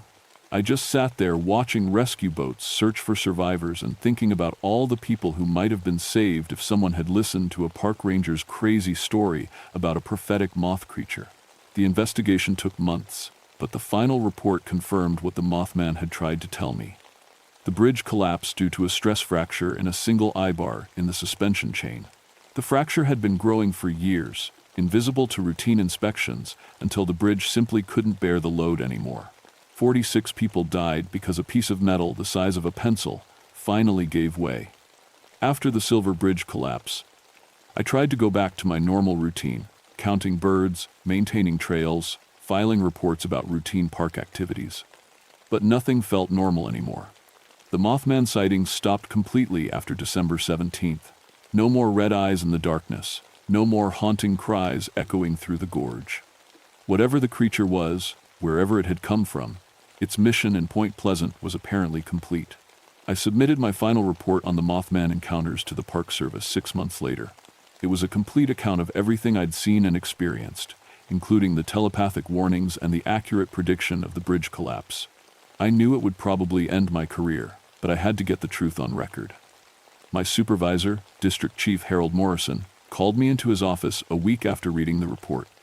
"James," he said, closing the file folder, "this is some very creative writing, but you and I both know the Park Service can't officially acknowledge the existence of whatever you think you saw up there." "No, I know what I saw, Harold, and I have photographs." Harold opened the folder again and looked at the pictures I'd submitted. Even though they were somewhat blurry, the Mothman was clearly visible in 2 of them. "These could be faked," he said finally. "Hell, they probably are faked. Point Pleasant has become a tourist destination because of this Mothman nonsense. People are making money selling t-shirts and bumper stickers. You think I made this up for money? I think you've been under a lot of stress. New marriage, difficult job, isolated working conditions. Sometimes people see things that aren't really there." Harold closed the folder and handed it back to me. "I'm not putting this in your personnel file, James. As far as the official record is concerned, you investigated some unusual wildlife sightings and concluded they were misidentified birds. Case closed." I understood the message. Keep quiet, and I could keep my job. Keep talking about the Mothman, and I'd be looking for new employment. I kept quiet. For a while, Sarah and I moved to Colorado in 1978, where I took a position with the National Forest Service. The work was similar, wildlife management and public education, but the mountains felt safer somehow, cleaner. Like whatever darkness had touched, West Virginia couldn't reach us there. For 20 years, I stuck to Harold Morrison's version of events.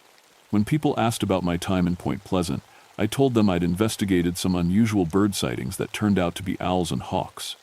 Just routine wildlife work. But in 1998, a writer named John Keel published a book called The Mothman Prophecies. He'd interviewed dozens of witnesses from the Point Pleasant area, including several people I remembered from my own investigation. His book presented the Mothman as a real phenomenon, possibly connected to other unexplained events around the world. Reading Keel's book convinced me that I wasn't alone. Other people had experienced genuine contact with something beyond normal understanding. And more importantly, similar creatures had appeared before other disasters: earthquakes, plane crashes, industrial accidents. The Mothman wasn't unique to Point Pleasant.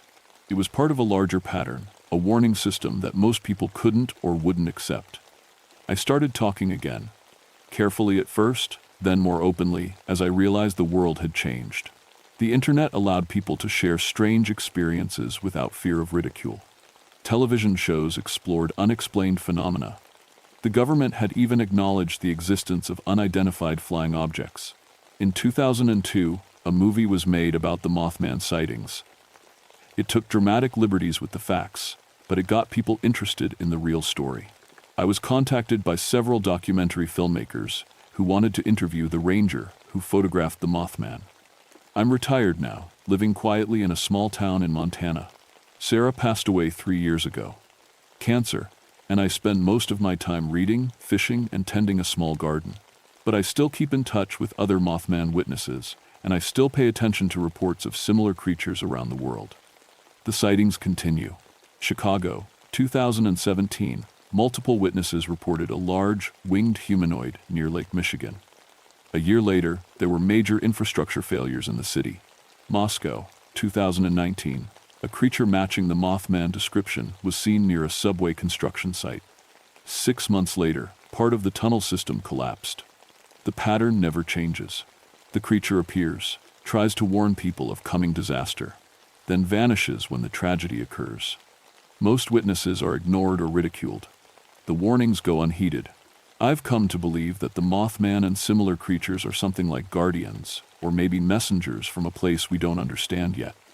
They can see things that are going to happen, terrible things, and they try to warn us, but we're not very good at listening.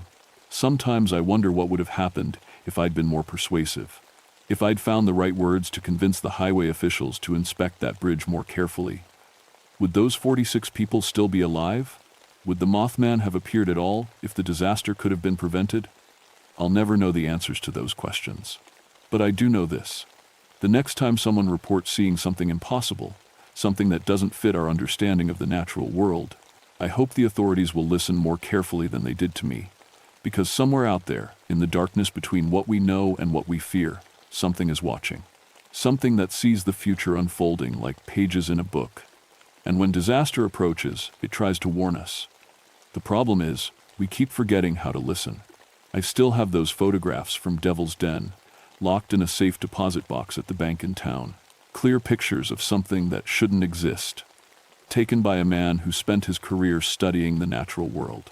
Sometimes I think about donating them to a university or a research institute, but I'm not sure anyone would know what to do with them. Maybe that's for the best. Maybe some mysteries are meant to stay mysterious.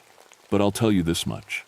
If you're ever driving across a bridge late at night, and you see something with glowing red eyes watching from the darkness, don't ignore it. Pay attention to what it's trying to tell you. Your life might depend on it.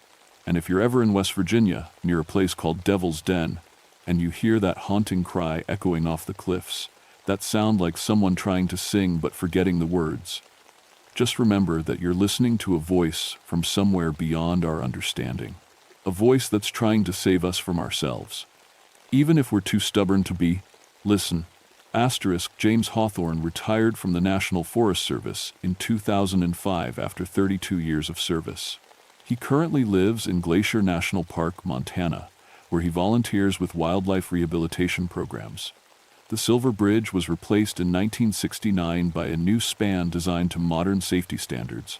Point Pleasant now hosts an annual Mothman Festival, attracting thousands of visitors interested in the unexplained. The original photographs taken by Ranger Hawthorne have never been made public, but several witnesses have confirmed their existence. Sightings of large winged humanoids continue to be reported worldwide, often preceding major disasters or tragedies. The mystery remains unsolved.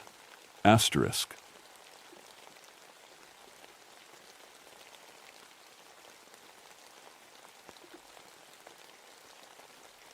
My name is Maria Flintridge, and I've been a park ranger for 16 years.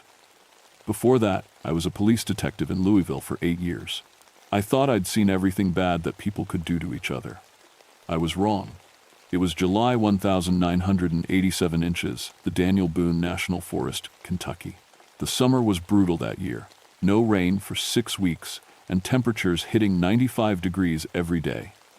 The trees looked sick, their leaves turning brown at the edges. Even the animals were acting strange, coming down from the mountains looking for water that wasn't there. I work in a section called Copperhead Hollow, about 30 miles from the nearest town. It's a narrow valley between 2 ridges, maybe 2 miles long and half a mile wide at its widest point. The Cherokee used to live here before they got forced out in the 1832. Local folks say the ground has copper in it, which is how the hollow got its name. They also say it's cursed, but I never believed in that kind of thing. My radio crackled that Tuesday morning around 7 a.m. Ranger Flintridge, we got a report of illegal hunting in your area. 2 men called from Johnson's General Store, said something was stalking them while they were. You know? I knew. Poachers. What kind of something dispatch? They wouldn't say much. Just kept talking about animals that weren't acting right. Sounded pretty shook up. I grabbed my gear and headed out in my truck. The hollow has only one dirt road that goes about a mile in before it turns into hiking trails. The air was thick and still, like breathing through wet cotton. No birds singing, which was odd for that time of morning.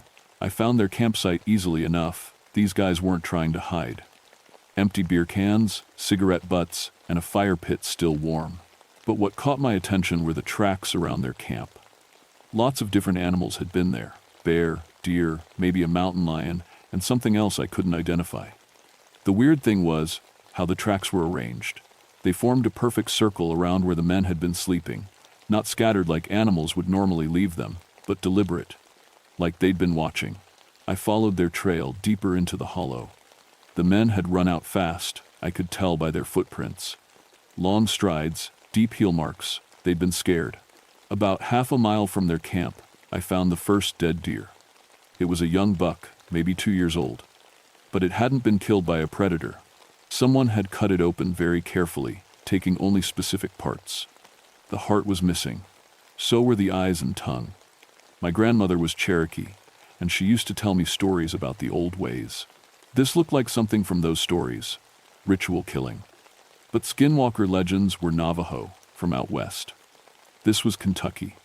Different tribes, different traditions. I took photos and made notes, but I was starting to feel uneasy.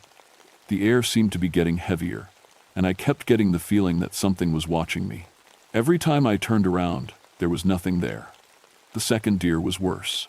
This one had been completely skinned, but the hide was nowhere around. The body was arranged in an unnatural position, almost like it was sleeping. Fresh flies buzzed around it, but they seemed sluggish in the heat. That's when I heard it, a sound I'd never heard before in 16 years of working these woods. It started low, like a growling dog, but then it changed. Got higher, almost like singing. Human singing. I drew my service weapon, a .357 revolver that had never let me down. Park Service, show yourself. The singing stopped. The woods went completely quiet. Even the flies stopped buzzing. I waited for what felt like an hour, but was probably only 5 minutes. When nothing happened, I decided to head back to my truck. But as I walked, I could hear footsteps behind me, matching my pace exactly. When I stopped, they stopped. When I started walking, they started too. I spun around 3 times, gun ready, but saw nothing. Just trees and shadows and the sick-looking grass. Back at my truck, I radioed for backup, but the response was full of static. These radios didn't work well in the hollow on good days, and today wasn't a good day. I'd have to drive back to the main road to get a clear signal. As I started the engine, something moved in my rearview mirror. A large black shape, there for just a second, before it disappeared behind a tree. Could have been a bear, but it moved wrong. Too fluid, too purposeful. I drove out of the hollow faster than I should have on that rough road. At the ranger station, I filed my report and called the county sheriff's office. They said they'd send someone out the next day to investigate the poaching. That night, I couldn't sleep. I kept thinking about those tracks arranged in a perfect circle and the way the dead animals had been positioned. My grandmother's voice echoed in my head, telling stories about shapeshifters and creatures that could take any form they wanted. Just stories, I told myself. Cherokee folklore mixed up with Navajo legends. But deep down, I knew I was lying to myself. Something was wrong in Copperhead Hollow. Something that had been there long before the Cherokee. Maybe even before the first people came to these mountains. I just didn't know how wrong things were about to get. The next morning, Deputy Sheriff Tom Briggs met me at the entrance to the hollow. Tom was a good man. We'd worked together before on hunting violations and drug cases. He was also smart enough to take my reports seriously, even when they sounded strange. "So, what do you think we're dealing with here, Maria?" he asked as we drove in. "Some kind of cult thing? Maybe. Or someone trying to make it look like cult activity to throw us off." I wanted to believe my own words, but something in my gut said this was different. We reached the first deer carcass around 9 a.m. Tom took one look and whistled low. 16 years on the force, and I've never seen anything like this. You sure this wasn't done by an animal? Look at the cuts, Tom. Those are knife wounds, clean and precise. And see how the heart was removed? That takes knowledge of anatomy. Tom knelt down next to the body, careful not to disturb any evidence. Whoever did this knew exactly what they were doing. Question is, why take specific parts and leave the rest? We photographed everything and moved on to the second deer. Tom's face went pale when he saw it. Jesus Maria, who skins an animal and then poses it like that? Someone who wants to send a message. We spent the morning collecting evidence and following the poacher's trail. Around noon, we found their truck abandoned about 2 miles deeper in the hollow than I'd been the day before. The doors were open, keys still in the ignition. They left in a hurry, Tom said, looking at the scattered gear in the truck bed. Camping equipment, hunting rifles, cooler full of beer.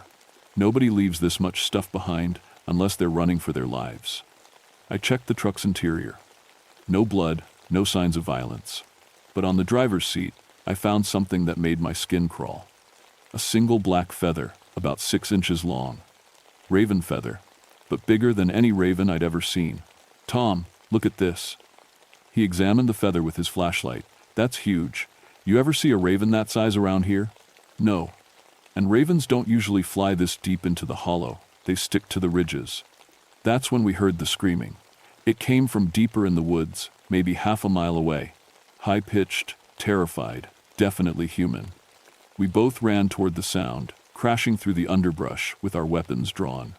The screaming stopped before we got there. We found him in a small clearing surrounded by old-growth trees. Billy Hackett, one of the poachers from yesterday. He was alive, but barely. His clothes were torn to shreds, and he had claw marks across his back and arms. But the worst part was his face, pure terror, like he'd seen something that had broken his mind. Billy, can you hear me? I knelt beside him while Tom called for an ambulance on his radio. Billy's eyes focused on me with effort. It wasn't an animal, he whispered. It talked to me. In Jimmy's voice. Who's Jimmy? My hunting partner. But Jimmy's been dead since yesterday. Tom finished his radio call and came over. Ambulance is 20 minutes out. What happened to him? I was about to answer when Billy grabbed my arm with surprising strength. It knew things, he said. Personal things. About my wife, my kids, things only Jimmy would know. Billy, where's Jimmy now? Billy's eyes rolled back. It ate him. Then it became him. It's still out there, wearing Jimmy's face. He passed out after that. Tom and I waited with him until the paramedics arrived, constantly watching the tree line. The woods were completely silent. No birds, no insects, no wind. Like the whole forest was holding its breath. After they loaded Billy into the ambulance, Tom and I searched the area for Jimmy. We found him about 100 yards from where Billy had been attacked. I've seen a lot of violent death in my career, but nothing like this. Jimmy had been skinned, just like the deer. But unlike the deer, his skin was nowhere to be found. His body was arranged in the same sleeping position as the second deer, arms folded peacefully across his chest. What kind of sick bastard does this? Tom's voice was shaky. I was about to answer when I heard it again, that strange singing from yesterday, coming from all around us, like the trees themselves were making the sound. Tom heard it too. What the hell is that? The singing got louder, more complex, multiple voices now, harmonizing in a way that made my teeth ache. The melody was beautiful and terrible at the same time, like a lullaby written by something that had never been human.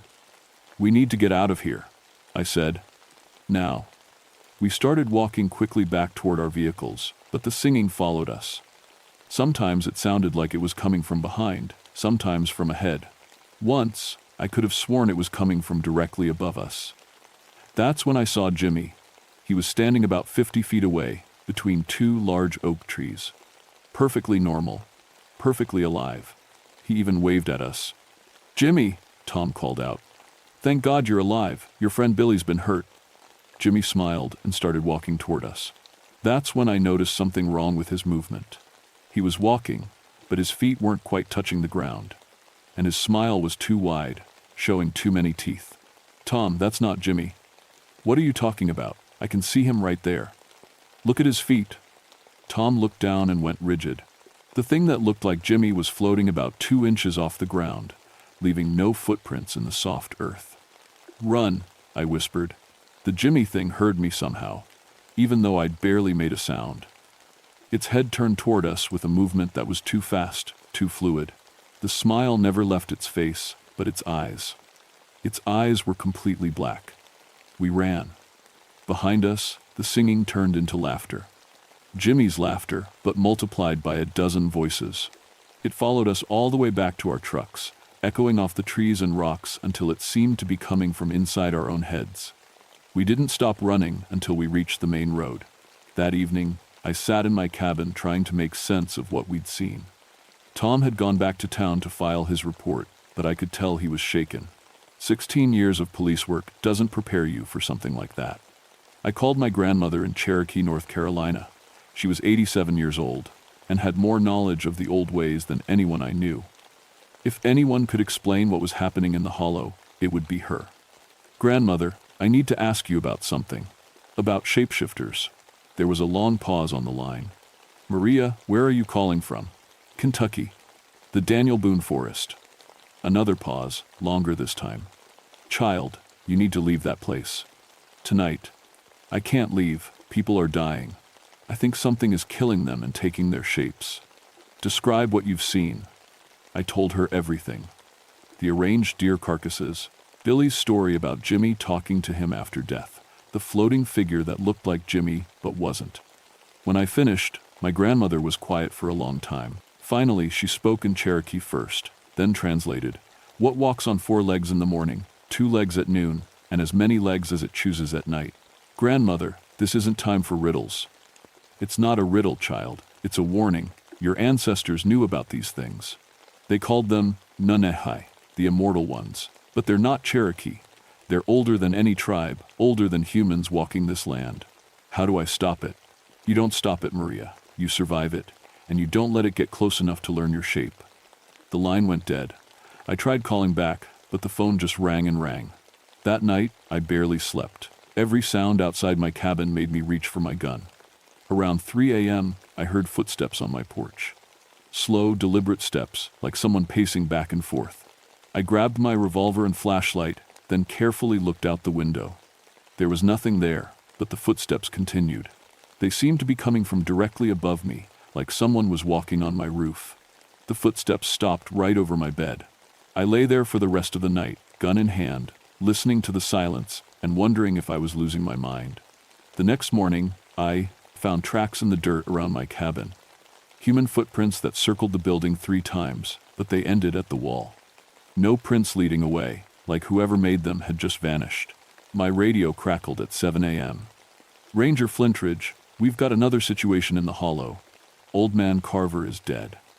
Earl Carver was a local moonshiner who'd been running an illegal still in the hollow for 20 years. I'd busted him twice but never had the heart to push for serious charges. He was 73 years old and harmless, just trying to make a little money selling his corn liquor to tourists.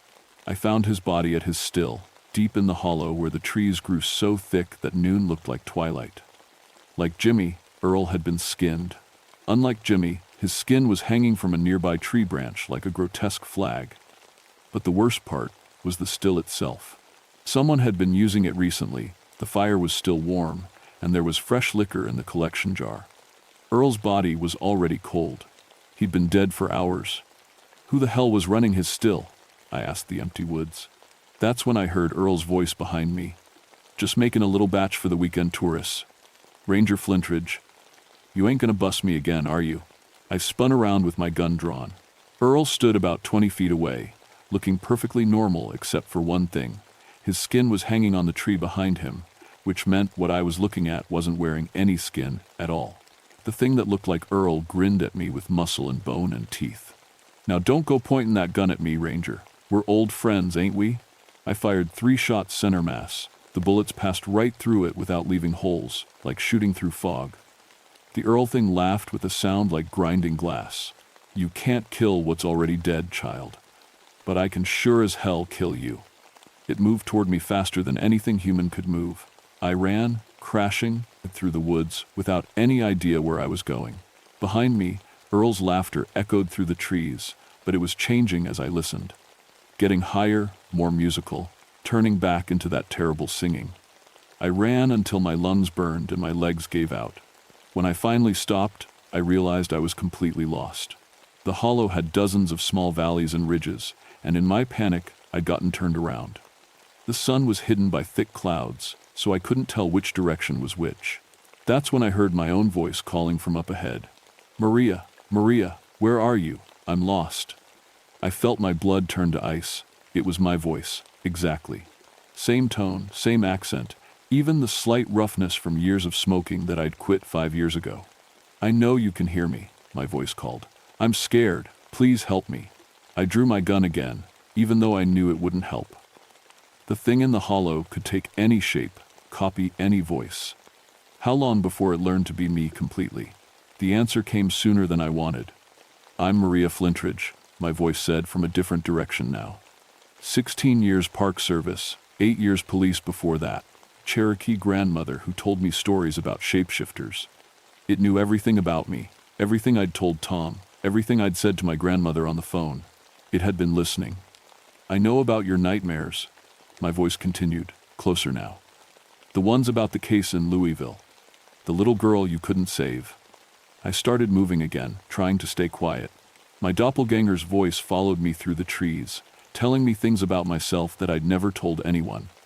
Private fears, secret shames, memories I'd tried to bury. "You blame yourself for your divorce. You think if you'd been a better wife, Tom wouldn't have left you for his secretary." That stopped me cold. My husband's name wasn't Tom, that was the deputy sheriff. My ex-husband was named Robert. The thing was, getting confused, mixing up the people in my life. That gave me an idea. "You're not very good at this, are you?"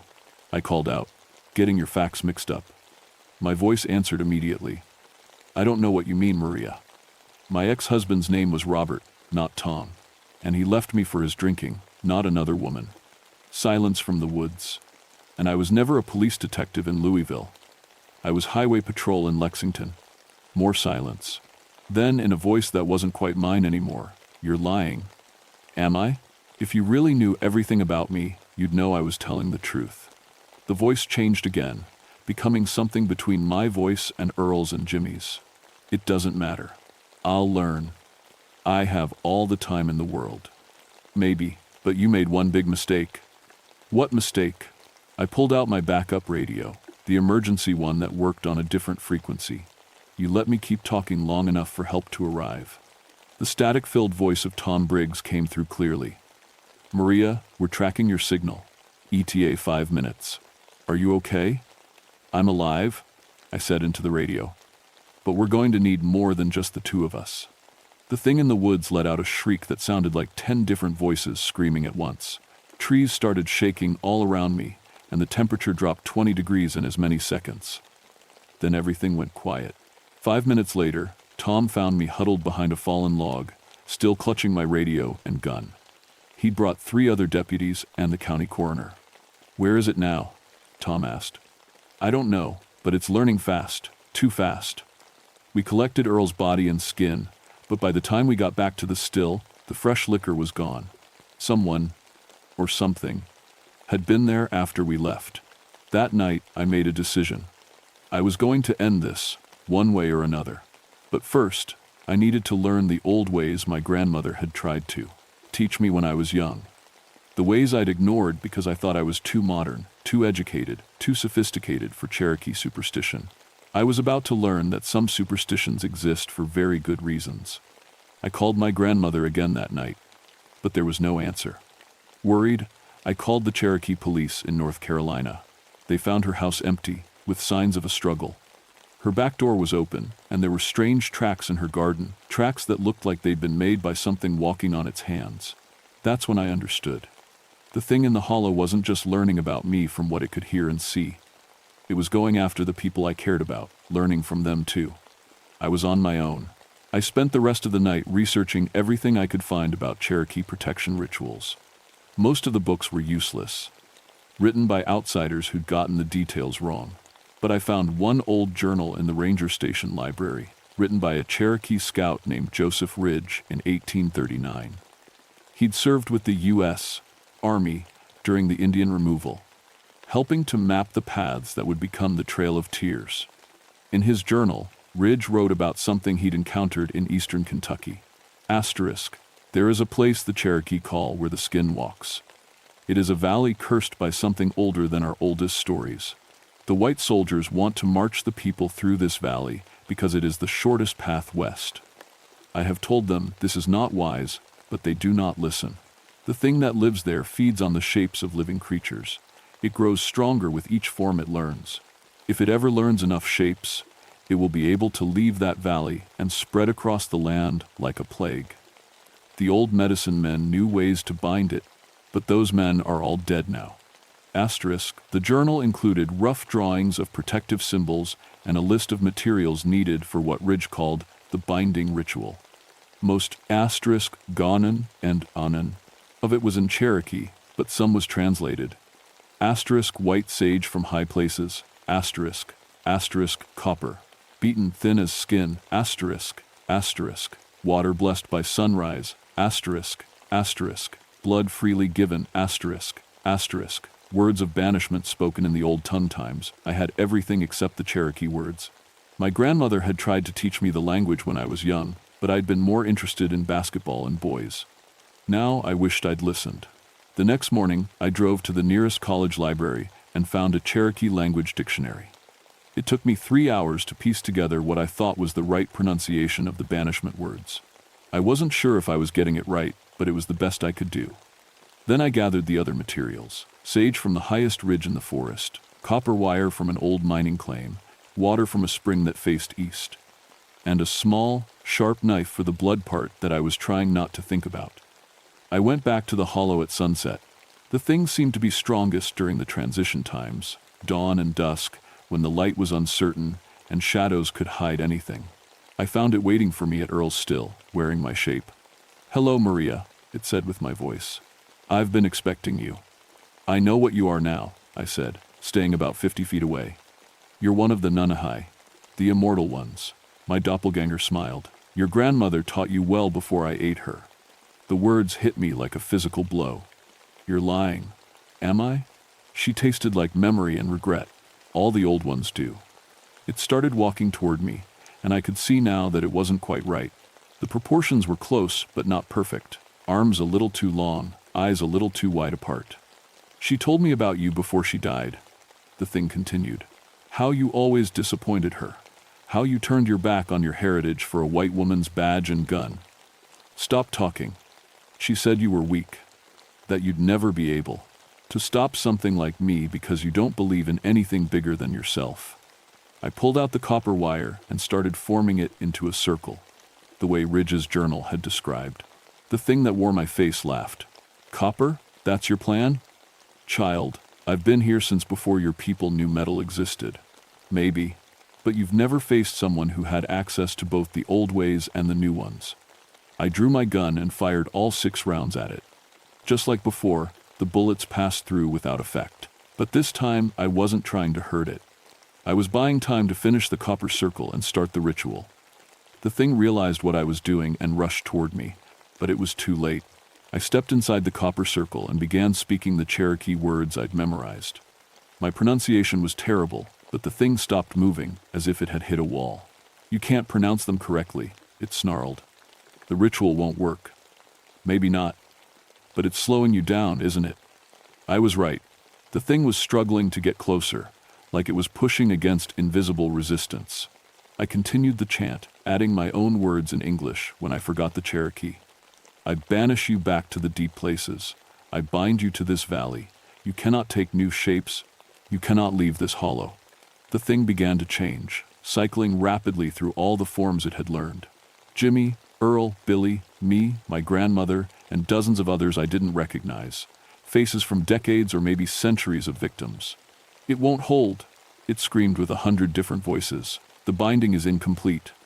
It was right. I could feel the ritual weakening, the copper circle losing its power. I was missing something crucial. That's when I heard my grandmother's voice, Not from the thing, but from somewhere else entirely. The blood, child. You must offer blood freely given. I understood. I took out the knife and cut my palm, letting blood drip onto the copper circle. As each drop hit the wire, it glowed briefly with red light. The thing let out a shriek that shattered tree branches and sent animals fleeing in all directions. Its form began to collapse, all the stolen shapes blurring together into something that was part human, part animal, part something that had never been alive at all. I offer my blood to bind you, I said in English, then repeated it in the best Cherokee I could manage. I offer my blood to protect these mountains.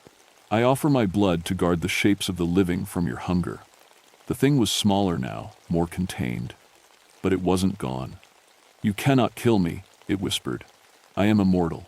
I will wait. I will learn patience. And someday, your blood will weaken, and I will be free again. I know, I said. But that's a problem for another generation. I completed the ritual by burying the copper circle at the center of the clearing, speaking the final words of banishment. The thing gave one last scream and disappeared, not fading away, but simply ceasing to exist in that moment. The woods went completely silent for about 30 seconds. Then, gradually, the normal sounds returned. Birds singing, insects buzzing, wind moving through the leaves. It was over. Or at least, this part was over. The official report listed 3 deaths by unknown animal attack. The FBI briefly got involved because of the ritualistic nature of the killings. But when no more deaths occurred, they moved on to other cases. Tom Briggs never talked about what we'd seen in the hollow, and I didn't blame him. Billy Hackett recovered from his physical injuries, but he never went hunting again. He moved to Florida 6 months later and wouldn't talk about what happened, even to his family. My grandmother's body was never found. The Cherokee police filed a missing person report, but after 6 months with no leads, the case went cold. I drove down to North Carolina once to look through her house. All her books about the old ways were gone, along with her medicine bag and the silver cross she'd worn every day for 60 years. I know she's dead. The thing in the hollow told me it had consumed her, and I believe it. But sometimes, when I'm walking alone in the forest, I hear her voice on the wind, giving me advice or warning me about dangers I can't see yet. I stayed in the Daniel Boone Forest for 3 more years, watching over Copperhead Hollow. The copper circle held. No more strange deaths, no more animals acting like humans, no more singing in languages that predated human speech. But I could feel it down there, waiting, testing the boundaries of its prison, looking for weaknesses in the binding. The ritual I'd performed wasn't permanent. It was more like a lock that would eventually rust away. In 1990, I transferred to a different forest in Virginia. I told my supervisor I wanted a change of scenery, but the truth was, I couldn't stand being the only thing standing between that creature and the rest of the world. I was getting older, and the responsibility was eating me alive.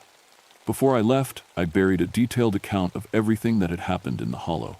I sealed it in a waterproof container and hid it in a place only another Cherokee would think to look. Along with the account, I included instructions for renewing the binding ritual and a list of the materials needed. I also left warnings, signs posted at the entrance to the hollow, written in Cherokee, warning people to stay away from the deep places where the earth remembers what came before humans. Most people can't read Cherokee, but that's the point. The warnings are for the people who would understand what they mean. Every year, on the anniversary of the binding, I drive back to Kentucky and check on the hollow. So far, the copper circle has held. But each year, it's a little weaker. The metal is corroding, and the Cherokee words, I spoke, are fading from whatever spiritual realm they inhabit. I've been training my nephew, Joseph, in the old ways. He's more receptive than I was at his age, more willing to believe that the world contains things that can't be explained by science or law enforcement. When I'm too old to make the annual trip, he'll take over the watch. But I worry about what will happen when there's no one left who remembers the binding ritual, no one who believes strongly enough in the old ways to renew it when the time comes. The thing in Copperhead Hollow isn't the only one of its kind. My grandmother hinted at others, scattered across the country in places where the land itself remembers older truths. Most of them are probably bound the same way, held in check by rituals performed by people whose names have been forgotten by history. How many of those rituals are still holding? How many guardians are left who remember their responsibility? I think about that sometimes. When I can't sleep, I think about what would happen if all the old bindings failed at once, if all the immortal things that hunger for human shapes were suddenly free to spread across the modern world. We live in a time when most people don't believe in anything they can't see or measure. We've forgotten that there are good reasons for some of our ancestors' fears, practical purposes behind what we now call superstition. The Cherokee knew about the things that walk between shapes. They had words for them, rituals to contain them, stories to warn their children. But those words and rituals and stories are dying out, forgotten by people who think they're too educated to believe in monsters. That's the real horror of what I experienced in Copperhead Hollow. Not the creature itself, but the knowledge that it's still down there, waiting for us to forget how to keep it bound. And we are forgetting. Every year, there are fewer people who remember the old ways, fewer who believe strongly enough to maintain the ancient barriers between our world and the things that hunger for it. Someday, someone will go camping in Copperhead Hollow without reading the Cherokee warnings. They'll disturb the copper circle, maybe just by accident. And when they do, the thing that wears the shapes of the dead will be free to learn new forms, to spread beyond the valley that has contained it for so long. I used to think my job was protecting the forest from people. Now I know the truth. I was protecting people from the forest, from things far older and more dangerous than any human threat. That's a responsibility I'll carry until the day I die. And after that, I just hope someone else will be strong enough to carry it forward. Because the alternative doesn't bear thinking about. The mountains remember everything, even the things we wish they'd forget.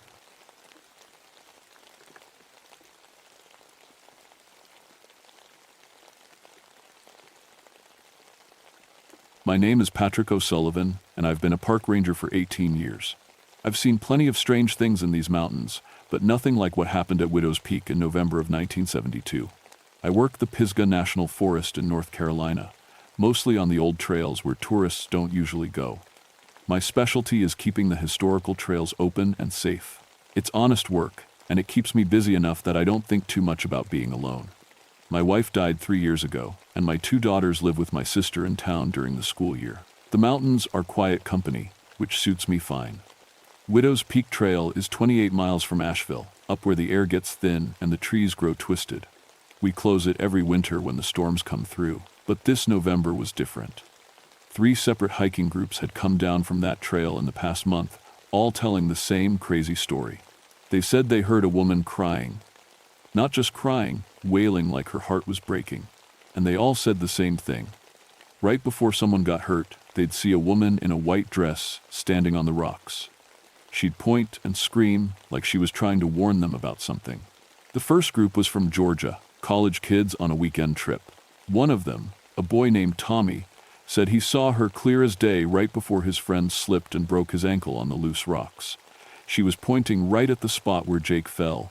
He told me, his hands shaking as he drank coffee at the ranger station. She was trying to tell us something was wrong. The second group was a family from Tennessee. The father, a big man who looked like he could handle himself, came down white as a sheet. His wife had twisted her knee badly after they heard the crying. My grandfather was from Ireland, he told me quietly. He used to tell stories about banshees, things that warn you when death is coming. But this is America. That stuff isn't supposed to happen here. The third group never made it past the first mile. They heard the wailing and turned right around. Smart choice, maybe. I'd been walking these mountains since I was a boy. My own great-grandfather came over from County Cork back in 1847, settled up in these hills because they reminded him of home. He used to tell stories, too, about spirits that looked after families, warned them when trouble was coming. But those were just stories. Old country tales that didn't mean anything in a place like North Carolina. At least, that's what I told myself. The problem was, people were getting hurt. Not killed, not yet, but hurt bad enough that we had to send rescue teams up 3 times in 1 month. That's not normal for Widow's Peak, even during busy season. And it was November, barely anyone should have been up there at all. My supervisor, Bill Henderson, was getting pressure from the main office. You need to go up there and figure out what's causing these accidents, he told me over coffee and his wife's terrible donuts. Maybe there's loose rock, or the trail markers are wrong. Something that makes sense. Bill was a good man, but he'd only been working these mountains for 5 years. He didn't understand that some things in the hills don't make sense, don't fit into neat reports you can file away in a cabinet. But I had a job to do, and people were getting hurt. So on a gray Tuesday morning, with storm clouds building up over the peaks, I loaded my truck with enough supplies for 3 days and headed up to Widow's Peak. The trail starts easy, winding through pine and oak trees that still had some of their fall colors. But as you climb higher, the trees get smaller and the rocks get bigger. The air tastes different up there. Thinner, colder, like it's been touched by something that doesn't belong in the regular world. Widow's Peak got its name from Sarah McKinnon, a young Irish woman whose husband died at Poston, Gettysburg in 1863. The story goes that she climbed up to the highest point and threw herself off the cliff, couldn't bear to live without him. The local Cherokee said the place was cursed after that her spirit was angry and couldn't rest. I'd always figured it was just a sad story, the kind every mountain has. People die, other people make up ghost stories to explain why bad things happen. It's human nature. But as I hiked up that gray morning, with the wind picking up and the smell of snow in the air, I started to understand why those college kids had been so shaken up. There was something wrong with the quiet up there. Not the good kind of quiet you get in the deep woods, but the kind that makes you look over your shoulder every few steps. The first mile went fine. The trail was in good shape, markers were clear, no obvious hazards. But as I got closer to the spot where the accidents had happened, the feeling got stronger. Like I was being watched by something that didn't want me there. I told myself it was just nerves. 18 years in these mountains, and I'd never let a few ghost stories spook me. Whatever was causing these accidents, it was something real. Loose rocks, bad weather, maybe even a bear that was scaring people into careless mistakes. But when I reached the first turn where you can see the peak itself, I heard it. A sound like wind through the trees, but wrong. Too much like a voice, too much like someone crying for help from very far away. I stopped walking and listened hard, but the sound faded. Just wind, I told myself. Just my imagination working overtime. That's when I noticed the birds weren't singing. The silence was the first thing that really scared me.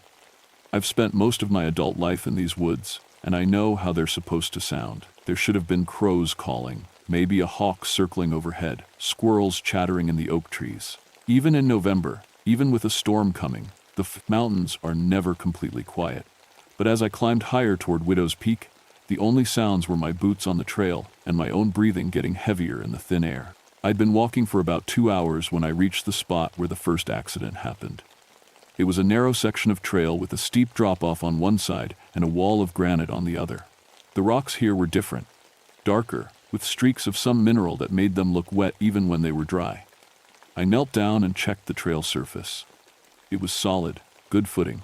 Not the kind of place where someone should slip and break an ankle, especially not an experienced hiker like that college boy had been. But there, about 3 feet from where Tommy said his friend Jake had fallen, I found something that made my skin crawl.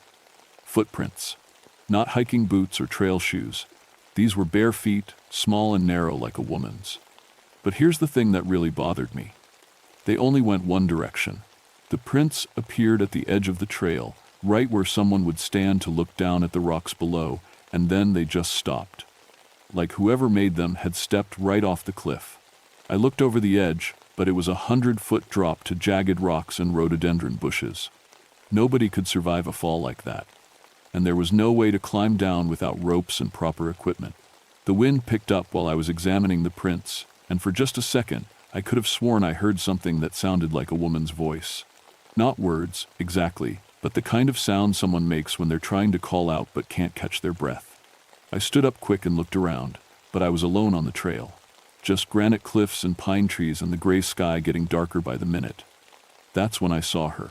She was standing about 50 yards up the trail, right at the bend where the path curves around a big boulder. At first, I thought she was just another hiker, someone who'd gotten an early start and was heading down while I was heading up. But something about the way she stood there wasn't right. She was too still, like a statue someone had placed on the trail. And her clothes were wrong for hiking. What looked like a long white dress that moved in the wind, even though there wasn't much of a breeze. "Hello," I called out, my voice echoing off the rocks. "You okay up there?" She turned toward me, and even from that distance, I could see her face clearly. It was the face of a young woman, maybe 25 or 30, with dark hair that hung loose around her shoulders. but her expression was all wrong, sad and desperate, like she was trying to tell me something important but couldn't find the words. She raised one arm and pointed back the way I'd come, down toward the parking area. Then she opened her mouth, and the sound that came out wasn't human. It was the wailing I'd heard before, but louder now, clearer. It started low, like wind in a cave, then rose higher and higher until it sounded like a scream of pure grief. The kind of sound you might make if you'd lost everything in the world that mattered to you. I felt the hair on the back of my neck stand up, and my hands started shaking. Every instinct I had was telling me to turn around and get off that mountain as fast as I could. But I'm a park ranger. It's my job to help people in trouble, even if they're acting strange or might be having some kind of mental breakdown. So I started walking toward her, moving slow and keeping my hands where she could see them. "It's okay," I called out. "I'm here to help. Are you hurt? Are you lost?" The wailing stopped as suddenly as it had started. She looked at me for a long moment, and I could see that her eyes were dark and deep and full of something that might have been pity. Then she stepped backward, around the boulder, and disappeared. I ran the rest of the way to where she'd been standing, my heart pounding so hard I could hear it in my ears. But when I got there, the trail was empty. No sign that anyone had been there at all, except for more footprints. The same small, bare feet I'd seen before. They led from where she'd been standing to the edge of the cliff, and then they stopped. Just like before. I got down on my hands and knees and looked over the edge, thinking maybe she'd found some way to climb down. But there was nothing. Just empty air and rocks far below. I sat there for a while, trying to make sense of what I'd seen. Maybe it was the altitude affecting my judgment. Maybe the stories those hikers had told me were getting to my head, making me see things that weren't there. But the footprints were real. I could touch them, measure them with my fingers, and the sound she'd made, that wailing, was still echoing in my ears. I pulled out my radio and tried to call the ranger station, but all I got was static. The mountains interfere with radio signals sometimes, especially when there's a storm coming, and looking at the sky, I could tell we were going to get hit hard before the day was over. I had two choices: turn around and head back down, or keep going up to the peak and finish the job I'd come to do. If I went back now, Bill would want to know what I'd found. I'd have to tell him about the footprints, about the woman in white, about the wailing. He'd think I was losing my mind, might even recommend me for a psychological evaluation. But if I kept going, I might see her again, and next time I might not be so lucky. I looked up the trail toward Widow's Peak, then back down toward the parking area. The wind was getting stronger, and I could smell snow in the air. That's when I heard it again. The wailing, fainter this time, coming from somewhere up ahead. It rose and fell like a song, but sadder than any song should ever be. And underneath it, I could have sworn I heard another sound. Rocks moving, shifting, like something heavy was getting ready to fall. I made my decision. I had a job to do, and people were counting on me to figure out what was causing these accidents. Ghost or no ghost, I was going to get to the bottom of it. I shouldered my pack and started climbing again, following the trail toward the peak. But every step of the way, I felt like I was being watched by something that knew a lot more about what was coming than I did. The third time I heard the wailing, it saved my life. I'd been climbing for another hour, and the trail was getting steeper and more dangerous. The rocks here were loose, the kind that shift under your weight and send smaller stones tumbling down the mountain. I could see why people might have accidents in a place like this, especially if they were spooked or not paying attention. But I was paying attention. I was checking every step, every handhold, moving slow and careful like my training had taught me. So when the wailing started up again, coming from somewhere just ahead, I stopped where I was and listened. It was different this time. More urgent, like whoever was making the sound was trying to warn me about something specific. And it was coming from right around the next bend in the trail, where a narrow ledge curved around a cliff face. I'd been about to step onto that ledge when the sound started. Instead, I crouched down and studied the trail ahead. At first, it looked solid enough, granite rock worn smooth by years of weather and foot traffic. But when I looked closer, I could see hairline cracks running through the stone, and some of the smaller rocks were sitting loose, like they weren't really connected to anything underneath. I picked up a fist-sized stone and threw it onto the ledge, about where I would have put my first step. The entire section collapsed. Probably 200 pounds of rock and dirt crashed down the mountainside, leaving a gap in the trail that would have dropped me straight down into a ravine filled with jagged granite. It would have been a 30-foot fall, maybe more. At best, I would have broken both legs. More likely, it would have killed me. My hands were shaking as I backed away from the edge. If I hadn't stopped, if I hadn't heard that warning sound, I'd be dead right now. I sat down on a solid boulder and tried to get my breathing under control. The smart thing to do was turn around and head back down the mountain. Mark this section of trail as dangerous, get a work crew up here in the spring to fix it properly. But as I sat there, I started thinking about those other hikers, the ones who'd reported seeing the woman in white. What if she'd been trying to warn them too? What if the accidents weren't accidents at all, but near misses, people who hadn't listened to what she was trying to tell them? I was still thinking about that when I heard voices coming up the trail behind me.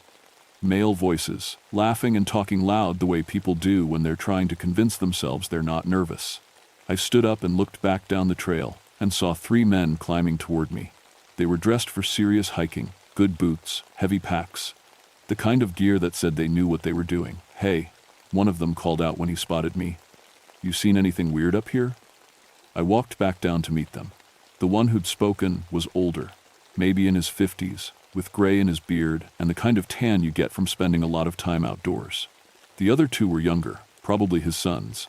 "I'm Patrick O'Sullivan, park ranger," I said, showing them my badge. "And yeah, you could say I've seen some weird things. What brings you guys up here so late in the season?" The older man, who introduced himself as Dave Mitchell from Tennessee, looked a little embarrassed. "My dad used to tell stories about this place. He said there was a ghost up here, some woman who died a long time ago. We thought we'd check it out before the trail closed for winter." "Ghost hunting," one of the younger men said with a grin. "Dad's been wanting to do this for years." I looked at the 3 of them. Good men, experienced hikers, but they had no idea what they were walking into. The trail ahead was dangerous, even without whatever supernatural thing was happening up here. And with the storm coming, they could get trapped on the mountain if the weather turned bad fast. "Listen," I said, "I need to tell you guys something. The trail ahead is washed out. Big section collapsed just a few minutes ago. It's not safe to go any further." Dave frowned and looked past me toward the peak. "How much further to the top?" "Maybe another mile, but we've come this far," he said. "There's got to be another way around." I was about to explain that there wasn't, that the only trail to the peak went through the section that had just collapsed when the wailing started again. This time, all 4 of us heard it clearly. It was coming from up ahead, somewhere near the peak, and it was louder than before. Sadder, too, like whoever was making the sound was in terrible pain. The 2 younger men went pale, but Dave Mitchell actually smiled. "There she is," he said quietly, "just like my dad described her."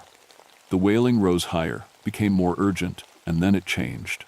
Instead of the wordless crying I'd heard before, this time I could almost make out actual words. It sounded like "go back" and "danger" and something else I couldn't quite catch. "She's trying to warn us," I said mostly to myself.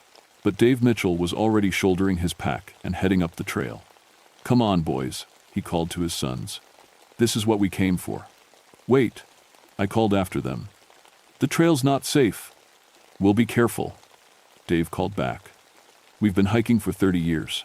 I watched them disappear around the bend, heading toward the collapsed section of trail. I knew what was going to happen. They'd see the washout, maybe try to find a way around it, and end up getting themselves killed or stranded on the mountain. I couldn't let that happen. It was my job to keep people safe, even people who didn't want to listen to good advice. I grabbed my pack and followed them up the trail, moving as fast as I dared on the loose rocks. When I caught up, they were standing at the edge of the washout, looking down at the gap where the trail used to be. "Well, hell," Dave said. "That's a problem." His older son, a man who looked to be about 30, was studying the cliff face on the left side of the gap. "I think we can climb around," he said. "Looks like there's enough handholds." "Are you crazy?" his younger brother said. "That rock's all loose. You put your weight on it, the whole face could come down." I caught up to them just as the wailing started again, but this time it was different. Instead of coming from ahead of us, near the peak, it was coming from right there on the trail, close enough that we should have been able to see whoever was making the sound. But the trail was empty except for the 4 of us. "Where is that coming from?" the younger son asked, looking around nervously. That's when I saw her again. She was standing on the far side of the washout, on the section of trail that was still intact. The same young woman I'd seen before, wearing the same white dress that moved in the wind. But this time, she wasn't just pointing back down the mountain. She was pointing directly at the cliff face where Dave's older son was planning to climb, and her expression was terrified. The wailing got louder, more desperate, and I could hear that sound underneath it again, rocks shifting, getting ready to fall. But this time, it wasn't just a few loose stones. It sounded like the whole mountain was getting ready to come down. "We need to get out of here," I said, backing away from the cliff. "Right now." But Dave Mitchell was staring at the woman in white, his eyes wide with wonder. "Sarah McKinnon," he whispered. "It's really her." "Dad," his younger son said. "Dad, we should listen to the ranger." The woman, Sarah, if that's who she really was, opened her mouth and let out the most heartbreaking sound I've ever heard. It was grief and terror and warning all mixed together, and it was loud enough to echo off every cliff face for miles around. And that's when the mountain started to fall. The first rocks that came down were small, just pebbles and bits of granite that bounced off the trail and rolled into the ravine. But I could hear something bigger moving up above us, something that sounded like thunder rolling through the mountain itself. "Move," I shouted at the Mitchell family. "Get back down the trail." The younger son grabbed his father's arm and started pulling him away from the cliff face, but Dave was still staring at the woman in white. She was waving at us now, both arms moving frantically, her mouth open in that terrible wailing that seemed to cut right through the sound of falling rocks.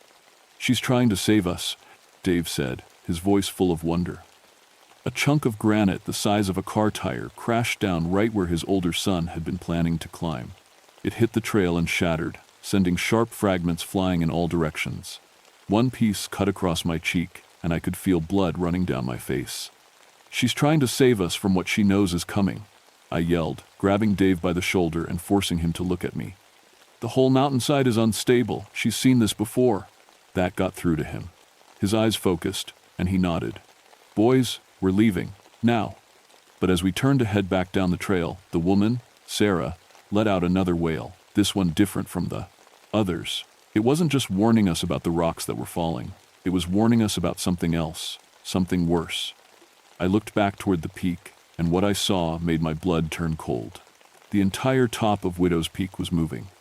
Not just rocks falling, the whole summit was sliding sideways, like someone had cut it loose from the mountain underneath.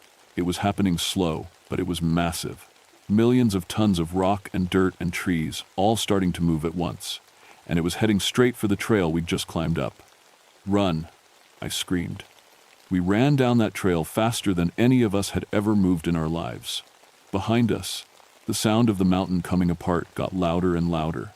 Not just rocks falling now, but whole sections of cliff face tearing away and crashing down into the valleys below. Dave Mitchell was keeping up pretty well for a man in his 50s, but his older son was falling behind. The kid was in good shape, but panic can make you clumsy, and the trail was steep and covered with loose stones knocked down by the rockfall. I could hear him breathing hard, could hear his boots sliding on the granite. That's when Sarah appeared again. This time, she wasn't on the trail ahead of us or behind us. She was running alongside us, keeping pace even though her bare feet never seemed to touch the ground. Her white dress flowed around her like water, and her dark hair streamed out behind her in the wind. But she wasn't looking at the trail ahead.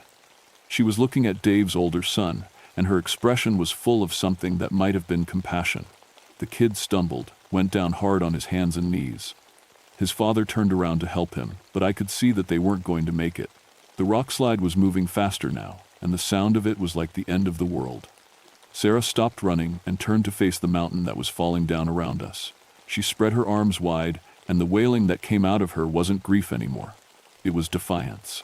It was a sound like a mother defending her children, like someone who'd lost everything once before and wasn't going to let it happen again.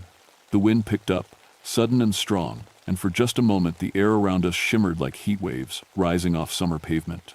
I felt something brush past me, something that might have been invisible hands pushing me forward, helping me keep my balance on the loose rocks. Dave's older son scrambled to his feet, moving faster now, like something was giving him strength he didn't know he had. His father grabbed his arm, and they both started running again, but they were moving easier now, like the trail itself was helping them find their footing. Behind us, the mountain was still coming down, but somehow the rocks weren't following us. They were falling to either side of the trail, crashing into the valleys on both sides but missing the narrow path we were running on. Like something was protecting us. Like Sarah McKinnon, who'd thrown herself off this mountain more than 100 years ago, was using whatever power she had left to make sure we didn't die the same way she had. We made it to the parking area just as the main slide hit the bottom of the mountain. The sound was incredible, like every thunderstorm you've ever heard all happening at once. Trees that had been growing on that mountain for decades were snapping like twigs. Rocks the size of houses were bouncing down the slopes like marbles. But we were safe. All four of us, breathing hard and covered with dust and small cuts from flying stone chips, but alive. I looked back up the trail we'd just run down and saw that it wasn't there anymore. The whole path, from where we stood all the way up to where Widow's Peak used to be, was buried under tons of rock and debris. If we'd been 5 minutes slower getting off that mountain, we would have been buried with it. "My God," Dave Mitchell said, staring up at what was left of the peak. "My God, she saved us." I was about to answer him when I saw her one more time. Sarah was standing at the edge of the rock slide, where the trail used to begin. She looked different now, not as solid as she had before, more like morning mist that might blow away any second. But she was smiling, and for the first time since I'd seen her, she looked peaceful. She raised one hand, not pointing this time, just waving goodbye. Then she turned and walked into the pile of rocks and debris and disappeared. The wailing stopped, the mountain stopped shaking. Even the wind died down to nothing. It was over. The official report called it a geological event, a combination of recent rainfall, temperature changes, and natural erosion that caused a massive rock slide on November 15, 1972. The experts said it was the kind of thing that happens in old mountains sometimes, and we were lucky no one was hurt. They were right about us being lucky. Bill Henderson asked me a lot of questions about what I'd seen up there, and I told him the truth, mostly. I said I'd heard some strange sounds that might have been wind through rock formations, and that I'd spotted what looked like a hiker in light clothing who disappeared before I could make contact. I said the trail had seemed unstable, and that's why I'd recommended the Mitchell family turn back. I didn't mention the bare footprints, or the way Sarah had run alongside us without touching the ground, or how the rocks had seemed to avoid the trail while we were escaping. Some things don't belong in official reports. Dave Mitchell and his sons came by the ranger station a few days later to thank me for getting them off the mountain safely. Dave shook my hand and looked me in the eye, and I could tell he understood that we'd experienced something together that most people wouldn't believe. "You think she's at peace now?" he asked, quietly, while his sons were looking at maps of other trails they might want to hike. I thought about that for a while before answering. "I think she did what she needed to do," I said finally. "I think she's been trying to warn people about that rock slide for more than 100 years, and now she can rest." Dave nodded. "My dad always said the dead don't stick around unless they have unfinished business. Maybe saving us was her business." After they left, I sat in my office and thought about Sarah McKinnon, a young Irish woman who'd lost her husband in a war and couldn't bear to live without him, who'd climbed to the highest point she could find and jumped, hoping to end her pain. But instead of finding peace, she'd gotten stuck somehow, bound to that mountain, watching people come too close to the same kind of death she'd chosen for herself. And for more than a century, she'd been trying to warn them away, to save them from making her mistake. Maybe that was her punishment, or maybe it was her gift. Maybe both. The trail to Widow's Peak was permanently closed after the rock slide. Too dangerous to rebuild, the experts said, and they were probably right. But sometimes, on quiet days when I'm working the trails nearby, I still hear things that sound like voices on the wind. Not the wailing anymore. That stopped after the mountain came down. Now it's different sounds, laughter sometimes, or singing like someone who's finally happy. I never saw Sarah again after that day in November, but I think about her often. I think about how she spent more than 100 years trying to save the lives of strangers, how she used whatever power she had left to protect people she'd never met. That's love, I suppose, the kind that doesn't end just because you die. My daughters are older now, living their own lives in the city, but when they come to visit, I tell them the story of Widow's Peak, the real story, not the one in the official reports. I tell them about Sarah McKinnon and how sometimes the dead look after the living in ways we don't expect. They listen politely, the way children do when their father tells them old mountain tales, but I see something in their eyes that tells me they understand. This is a place where the past doesn't stay buried, where love and loss and sacrifice leave marks that time can't erase. 18 years I've been working these mountains, and I've learned that there are things up here older and deeper than any government report can explain. Things that connect us to the people who came before, who lived and died and loved in these same hills and valleys. The mountains remember everything, and sometimes, when someone needs saving, they send that memory back to help. I'm retiring next spring, but I'll keep coming back to these trails. Not as a ranger anymore, just as someone who understands that we're not alone up here, that we're part of something bigger than ourselves. And on quiet days, when the wind is just right, I'll listen for Sarah's voice. Not the wailing this time, but the sound of a woman who finally found the peace that had been waiting for her all along. The sound of someone who came home at last.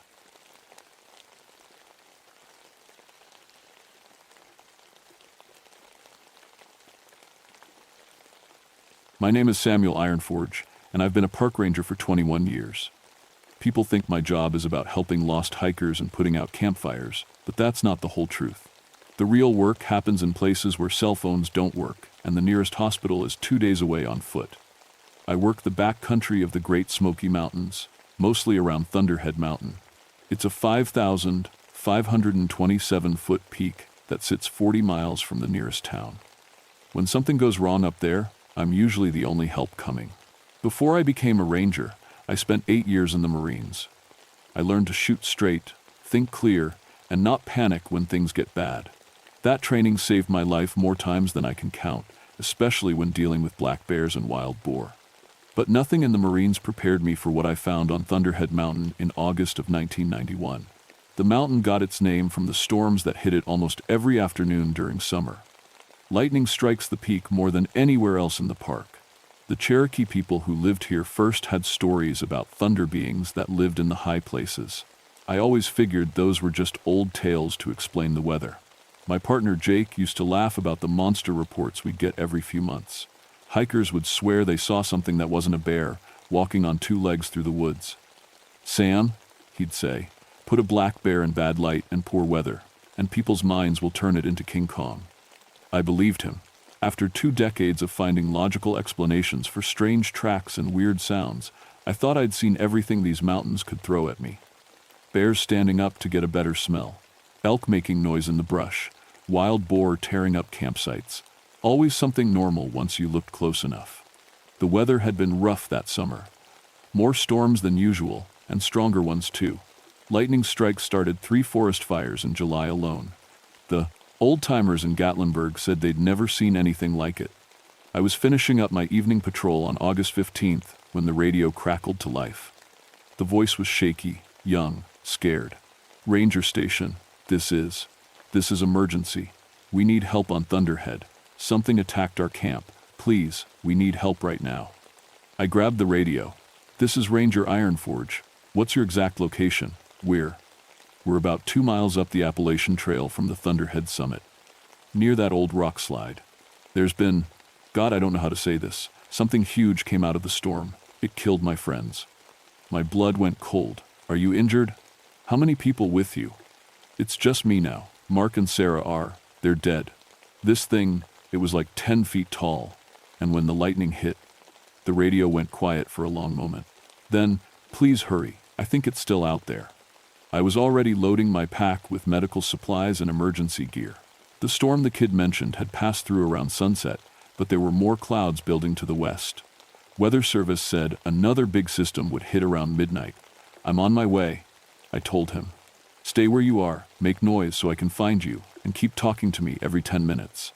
The hike to that part of Thunderhead takes 3 hours in daylight. In the dark, with a heavy pack, it would take at least 4. I had my high-powered flashlight, my .45 service weapon, and a flare gun. Standard gear for a night rescue in bear country. But as I started up the trail, something felt different. The air was too still. No night birds singing. No insects buzzing.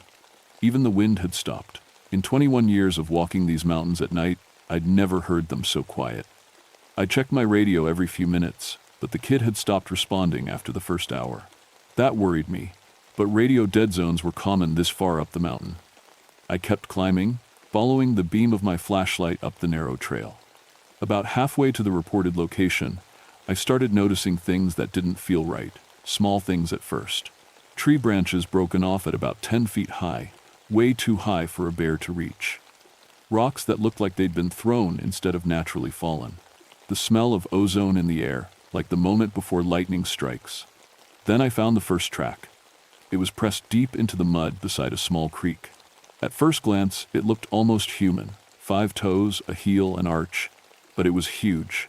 Maybe 18 inches long and 8 inches wide. The depth of the impression meant whatever made it weighed at least 400 pounds. I knelt down and shined my light on it carefully. The toe marks were strange, too long, with what looked like claw marks at the tips. But the strangest thing was around the edges of the track. The mud was slightly melted, like something very hot had stepped there. I took photos and made a plaster cast, standard procedure for unusual animal sign. But my hands were shaking as I worked. In all my years tracking bears, elk, and even mountain lions, I'd never seen anything like this. The silence was getting worse. No owl calls, no rustling in the brush, no sound at all except my own breathing and heartbeat. Every instinct I developed as a Marine and a Ranger was telling me something was very wrong. I loaded a round into my pistol and kept climbing toward whatever was waiting for me in the dark. The kid's campsite looked like a war zone. I found it just after midnight, about where he said it would be. 3 tents arranged in a triangle around a fire pit, but everything was destroyed. The tents were shredded, not clawed but burned through like someone had taken a blowtorch to them. Sleeping bags and gear scattered everywhere, some of it hanging in trees 20 feet off the ground. I called out, "Hello, Ranger Ironforge, where are you?" No answer. Just that unnatural silence that had been following me up the mountain. I swept the area with my flashlight, trying to piece together what happened. The fire pit was strange. The rocks around it were melted and fused together like glass. That takes temperatures of over 2,000 degrees. No normal campfire burns that hot. Then I found the first body. Mark was about 30 yards from the camp, lying face down next to a big oak tree. When I turned him over, I had to fight not to throw up. He'd been burned, but not by fire. His chest and arms looked like he'd been struck by lightning, with those telltale fern-pattern burns across his skin. But there was no burn damage to his clothes or the ground around him. I'd seen lightning strike victims before. This looked similar, but wrong somehow, too precise. Lightning doesn't usually kill you without burning your clothes or leaving char marks on nearby trees. "Sarah," I called out, "if you can hear me, I'm here to help." I found her about 50 yards away, near the edge of a steep drop-off. Same type of burns as Mark, same impossible precision. Her camera was lying next to her, the expensive professional model. I checked it, and the film had been completely melted inside the case. But no sign of the third hiker, the one who'd called for help. I was examining Sarah's body when I heard it, a sound like a tree falling, but with a rhythm to it. Slow, heavy footsteps coming up the trail behind me. I drew my weapon and spun around, flashlight beam cutting through the darkness. "Who's there?" "This is a park ranger." The footsteps stopped. I waited, barely breathing, finger on the trigger. My light showed maybe 50 feet of trail before it disappeared into the trees. Nothing moving, no reflection, from eyes or metal. Then I heard breathing. Not human breathing. Something much larger, like a horse or a bull, but slower and deeper. Each breath sounded like wind through a cave. "I'm armed," I called out, trying to keep my voice steady. "Identify yourself." The breathing stopped. Then, very softly, I heard what sounded like electricity crackling, like when you rub a balloon on your hair, but much louder. My flashlight started flickering. Then my radio began picking up static. All my electronic gear was going haywire, needles jumping on my compass, digital watch display scrambling. That's when I saw the eyes. 2 points of blue-white light, about 10 feet off the ground, watching me from the tree line, not reflecting my flashlight beam, producing their own light, like small stars floating in the darkness. I raised my pistol. "Stay back!" The eyes moved, gliding smoothly to the left, then right, like whatever they belonged to was studying me. The electrical crackling got louder, I could smell ozone again, stronger now, making my nose tingle. My flashlight died completely. The only light came from those impossible eyes and the faint glow of my watch face. In the darkness, I could hear something moving through the trees. Not footsteps now, but branches breaking, rocks sliding, like something massive was circling the camp. I fumbled for my flare gun with my free hand, never taking my eyes off those blue lights. When I found it, I aimed up and fired. The flare burst above the trees, bathing everything in red light for maybe 30 seconds. In that brief moment, I saw it clearly. It stood between two large pine trees, partially hidden but unmistakable. Humanoid but wrong in every way. 10 feet tall, covered in dark hair or fur, with arms that hung almost to the ground. The head was huge, more like a bear's than a human's, but it stood perfectly upright on two legs. But the worst part was its skin. In the flare light, I could see electricity dancing across its body like street Elmo's fire. Blue sparks jumped between its fingers. Its eyes weren't just glowing, they were like looking into lightning bolts. The flare died, and everything went black again. I heard that crackling sound again, much closer now. Then a voice, deep and rumbling like distant thunder, speaking words I didn't understand. It might have been Cherokee, or maybe something much older. Whatever it was trying to communicate. I kept my gun pointed toward where I'd seen it, but my hands were shaking so bad I couldn't have hit anything. What do you want? The answer came as a flash of light so bright it left spots in my vision. When my sight cleared, the creature was gone. But carved into the tree trunk behind where it had stood, burned deep into the wood, was a symbol I'd seen before in old Cherokee drawings. A jagged line representing lightning enclosed in a circle. My radio crackled back to life. Ranger Ironforge, this is base station. Do you copy? I grabbed the radio with a trembling hand. Base, this is Ironforge. I need backup and a medical team at the Thunderhead Trail coordinates I logged. Multiple fatalities. Roger that. What's the situation? I looked around at the melted campfire, the burned bodies, the symbol carved into the tree by something that shouldn't exist. Lightning strike, I said finally. Multiple lightning strikes. It was the only explanation anyone would believe. But as I waited for backup, sitting in the dark with two dead hikers and the smell of ozone still in the air, I knew I'd encountered something that had nothing to do with weather and everything to do with the old stories the Cherokee used to tell about the things that lived in the high places. The thunder being was real, and it was protecting its mountain. The next 3 weeks were the worst of my career. I filed my report about the lightning strike deaths, but I couldn't stop thinking about what I'd really seen up there. The official investigation blamed the unusual number of electrical burns on the severe storm conditions, and everyone seemed satisfied with that. Explanation: everyone except me. I started spending my off-duty hours in the library, reading everything I could find about Cherokee legends and the history of Thunderhead Mountain. What I learned kept me awake at night. The Cherokee called it Agan Unitsi, the lightning dweller. According to their stories, it was a guardian spirit that lived in the high places and commanded the storms. When white settlers first came to the area in the 1800s, they reported strange encounters with a thunder beast that could call down lightning at will.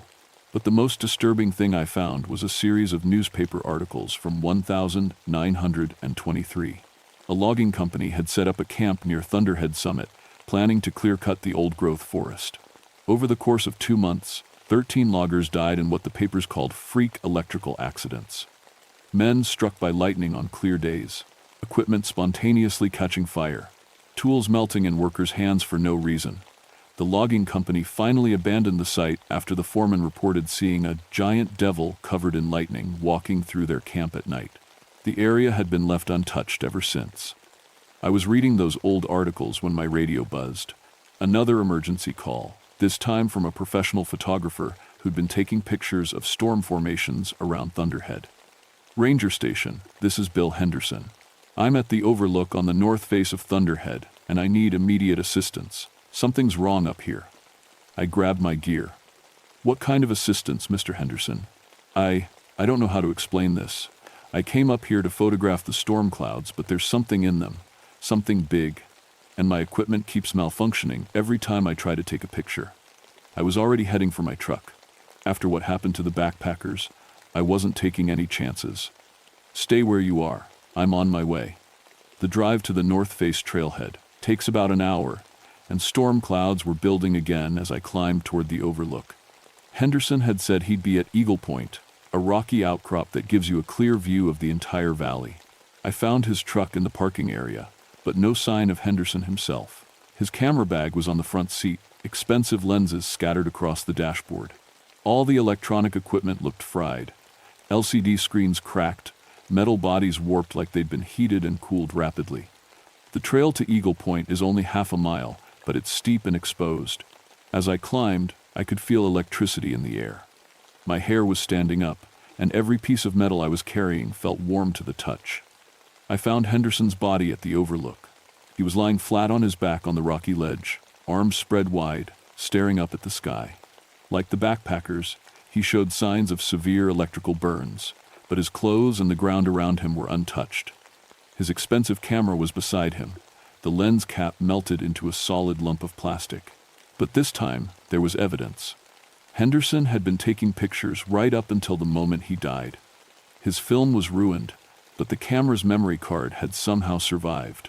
When I got back to the station and downloaded the images, I found something that made my blood freeze. The last dozen photos showed the storm clouds above Thunderhead, but there was something moving in them. A dark shape, human-like but massive, riding the lightning bolts like they were solid ground. In the final image, taken just seconds before Henderson died, you could clearly see it descending toward the overlook, arms outstretched, electricity streaming from its fingers. I stared at that photo for hours. There was no way to fake something like that, especially not in 1991. But there was also no way to explain it without sounding completely insane. That night, I couldn't sleep. I kept thinking about the Cherokee stories, about the logging camp, about what I'd seen in the forest. This thing, whatever it was, wasn't randomly killing people. It was defending its territory. Around 2 a.m., my phone rang. The voice on the other end was shaky. Elderly. Ranger Ironforge? This is Mildred Webb. I'm sorry to call so late, but something terrible has happened to my husband. I knew the Webbs. They were both in their 70s, experienced hikers who'd been coming to the Smokies for decades. If they were calling for help, it was serious. What's wrong, Mrs. Webb? Harold went for a sunrise hike up to Thunderhead this morning. He was supposed to be back by noon, but we just found him. God help us, he's been burned. But there's no fire damage anywhere else. I was already getting dressed. Where are you now? At the emergency room in Gatlinburg. The doctors don't understand what happened. They're saying it looks like he was struck by lightning, but Harold swears there wasn't a cloud in the sky when it happened. I drove to the hospital, but Harold Webb died before I got there. The doctors showed me his injuries, the same precise electrical burns I'd seen on the others, but this time there was a witness. Harold had been conscious when they brought him in. Before he died, he told his wife what happened. He'd been hiking the ridge trail just after sunrise when he saw something that shouldn't exist. A creature standing on top of a boulder, 10 feet tall, covered in electricity like a living storm cloud. When it saw him, it raised one hand and pointed at him. Lightning came out of its finger. Harold threw himself behind a tree just as the bolt hit, which probably saved his life for a few extra hours. But the electrical energy had jumped from the tree to him, burning him from the inside out. He kept saying it wasn't an animal. Mrs. Webb told me through her tears. He said it was something else, something old and angry that didn't want people on the mountain anymore. Standing in that hospital hallway, looking at the fourth victim in less than a month, I realized the truth that I'd been trying to avoid. The thunder being wasn't just real, it was escalating. Each attack had been more direct, more aggressive. First the backpackers in the dark during a storm, then the photographer in broad daylight. Now Harold Webb on a clear morning with perfect visibility. It was sending a message, stay off my mountain. But as a park ranger, I couldn't just close down a major trail system without proof that would satisfy bureaucrats and lawyers. I needed evidence that would hold up to official scrutiny. I needed to confront this thing directly and live to tell about it. I went home and started planning. If the Thunder Being wanted to defend its territory, I was going to give it a fight. I just hoped I was smart enough to survive it. I spent 3 days preparing for what I knew would be my last trip up Thunderhead Mountain. I couldn't use normal weapons against something that controlled electricity. My gun, radio, and flashlight would be useless the moment that thing got close. So I went old school. A hunting knife, a compass, waterproof matches, and an emergency whistle. Everything non-electronic that might help me survive. I also studied everything I could find about electromagnetic fields and electrical grounding. If this creature was essentially a living lightning bolt, there had to be ways to protect myself, or at least avoid being its easiest target. The Weather Service predicted major thunderstorms for August 30th, starting around sunset. Perfect. If I was right about the connection between the thunder being and storm activity, that would be when it was strongest. But it would also be when I might have the best chance to understand what it really was. I told my supervisor I was doing a routine patrol of the high country and would be back the next morning. Then I started hiking up Thunderhead just after lunch, giving myself plenty of time to reach the summit before the storms hit. The mountain felt different that day. More alive somehow. The air was thick and still, but I could feel energy building like pressure behind a dam. Birds were flying lower than usual. Squirrels and chipmunks had disappeared completely. Even the insects were quiet. About halfway up, I started finding more of those strange tracks. They were everywhere now, pressed deep into the trail, circling trees, leading off into the thick forest on both sides. Some were fresh, made within the last few hours. Others looked weeks old, but were perfectly preserved, as if the ground around them had been baked hard by intense heat. I also found trees with that same lightning symbol burned into the bark. Dozens of them, like territorial markings. They formed a rough circle around the upper part of the mountain, starting at about 4,000 feet elevation. Warning signs. I was entering its domain. I reached the summit just as the first clouds started building to the west. Thunderhead's peak is mostly bare rock, with just a few stunted trees and some scattered boulders. There's an old fire tower there, abandoned since the 1960s, that gives you a view for miles in every direction. I climbed up into the tower and settled in to wait. If the thunder being was going to show itself, this is where it would happen. The storm hit just after sunset. I've seen a lot of mountain thunderstorms, but this one was different. The lightning didn't flash randomly. It moved in patterns, like something was controlling it.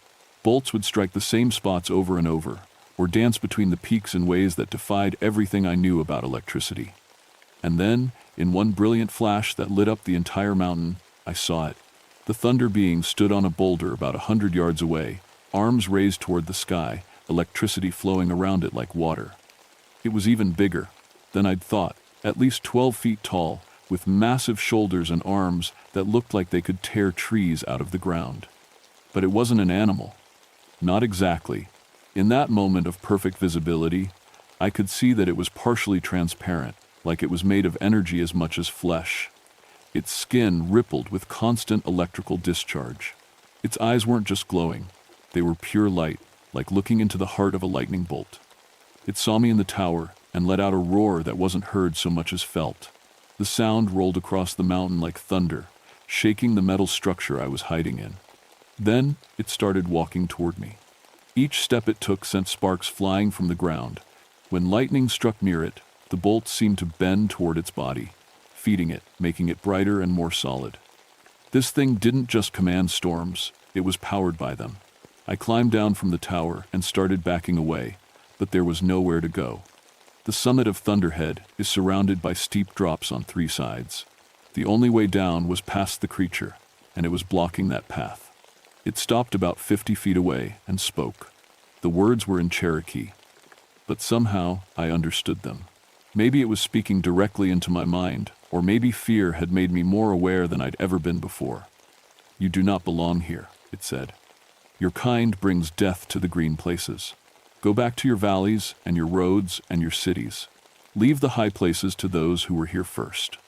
I found my voice, though it came out as barely a whisper. "I'm not here to hurt anything. I just want to understand. Understanding is not for you. Understanding comes only through becoming one with the storm. Would you like to understand as the others did?" It raised one massive hand, and electricity began crackling between its fingers. I could feel the hair on my arms standing up. The air tasted like copper and ozone. "Wait," I said desperately. "I've read the old stories. The Cherokee respected you. They knew you were here. I respect you too." The creature tilted its head, considering. The first people knew the proper ways. They took only what they needed. They left the sacred places undisturbed. But your people see a mountain and want to cut it down, see a forest and want to burn it, see running water and want to poison it. It was talking about the logging camp, about the development pressures that threatened every wilderness area in the country. This wasn't just a territorial dispute. It was environmental protection on a scale I'd never imagined. Not all of us are like that, I said. Some of us are trying to protect these places. Show me. The command hit me like a physical force. I knew instinctively what it meant. This was a test. The Thunder Being was offering me a choice. Prove my commitment to protecting its mountain, or join the others who had died. How? I asked. Instead of answering, it gestured toward the storm clouds above us. Lightning was striking all around the summit now, hitting the same spots repeatedly, building up electrical charge in the rocks and metal of the old fire tower. Then I understood. It wanted me to trust it completely, to stand in the middle of a lightning storm and believe that it would protect me if my intentions were pure. It was insane. It was also the only chance I had of surviving this encounter. I walked to the center of the summit, directly under the worst of the lightning activity, and raised my hands toward the sky. I swear to protect this mountain and everything on it. I swear to keep people away from the places where they don't belong. I swear to remember what I've seen here and to honor it. The Thunder Being watched me for a long moment. Then it nodded and spoke one word in Cherokee that I somehow knew meant truth. Lightning struck. The bolt hit me directly, but instead of burning me alive, it felt like being filled with liquid light. Every nerve in my body exploded with energy, but it didn't hurt. It was like touching the fundamental force that powers the universe. For just a moment, I could see what the Thunder Being saw. The mountain as a living entity, connected to every plant and animal and stone. The storm as a cleansing force, washing away pollution and decay. The creature itself as a guardian spirit that had protected this place for thousands of years. Then the vision ended, and I collapsed to the ground, unconscious. I woke up 12 hours later in a hospital bed in Gatlinburg. The official report said I was struck by lightning during a routine patrol and found by search and rescue teams the next morning. The doctors couldn't explain why I survived a direct lightning strike with only minor burns and temporary paralysis. They called it a miracle. I knew better. When I was discharged 3 days later, I found that my supervisor had left a message. There had been complaints from hikers about unusual electrical activity on Thunderhead, and park management was considering closing the upper trails until they could investigate. I called him back immediately. "Don't close the trails," I said, "but we need to put up warning signs about severe weather conditions, and we need to limit group sizes to no more than 4 people at a time." Why the restrictions? I thought about the Thunder Being's words, about the difference between taking only what you need and destroying everything you touch. Large groups cause too much damage to the ecosystem. Smaller parties will be safer and have less environmental impact. He agreed, and within a month, new regulations were in place. Group size limits, mandatory weather awareness training, and enhanced storm warning systems. To hikers, it looked like reasonable safety measures.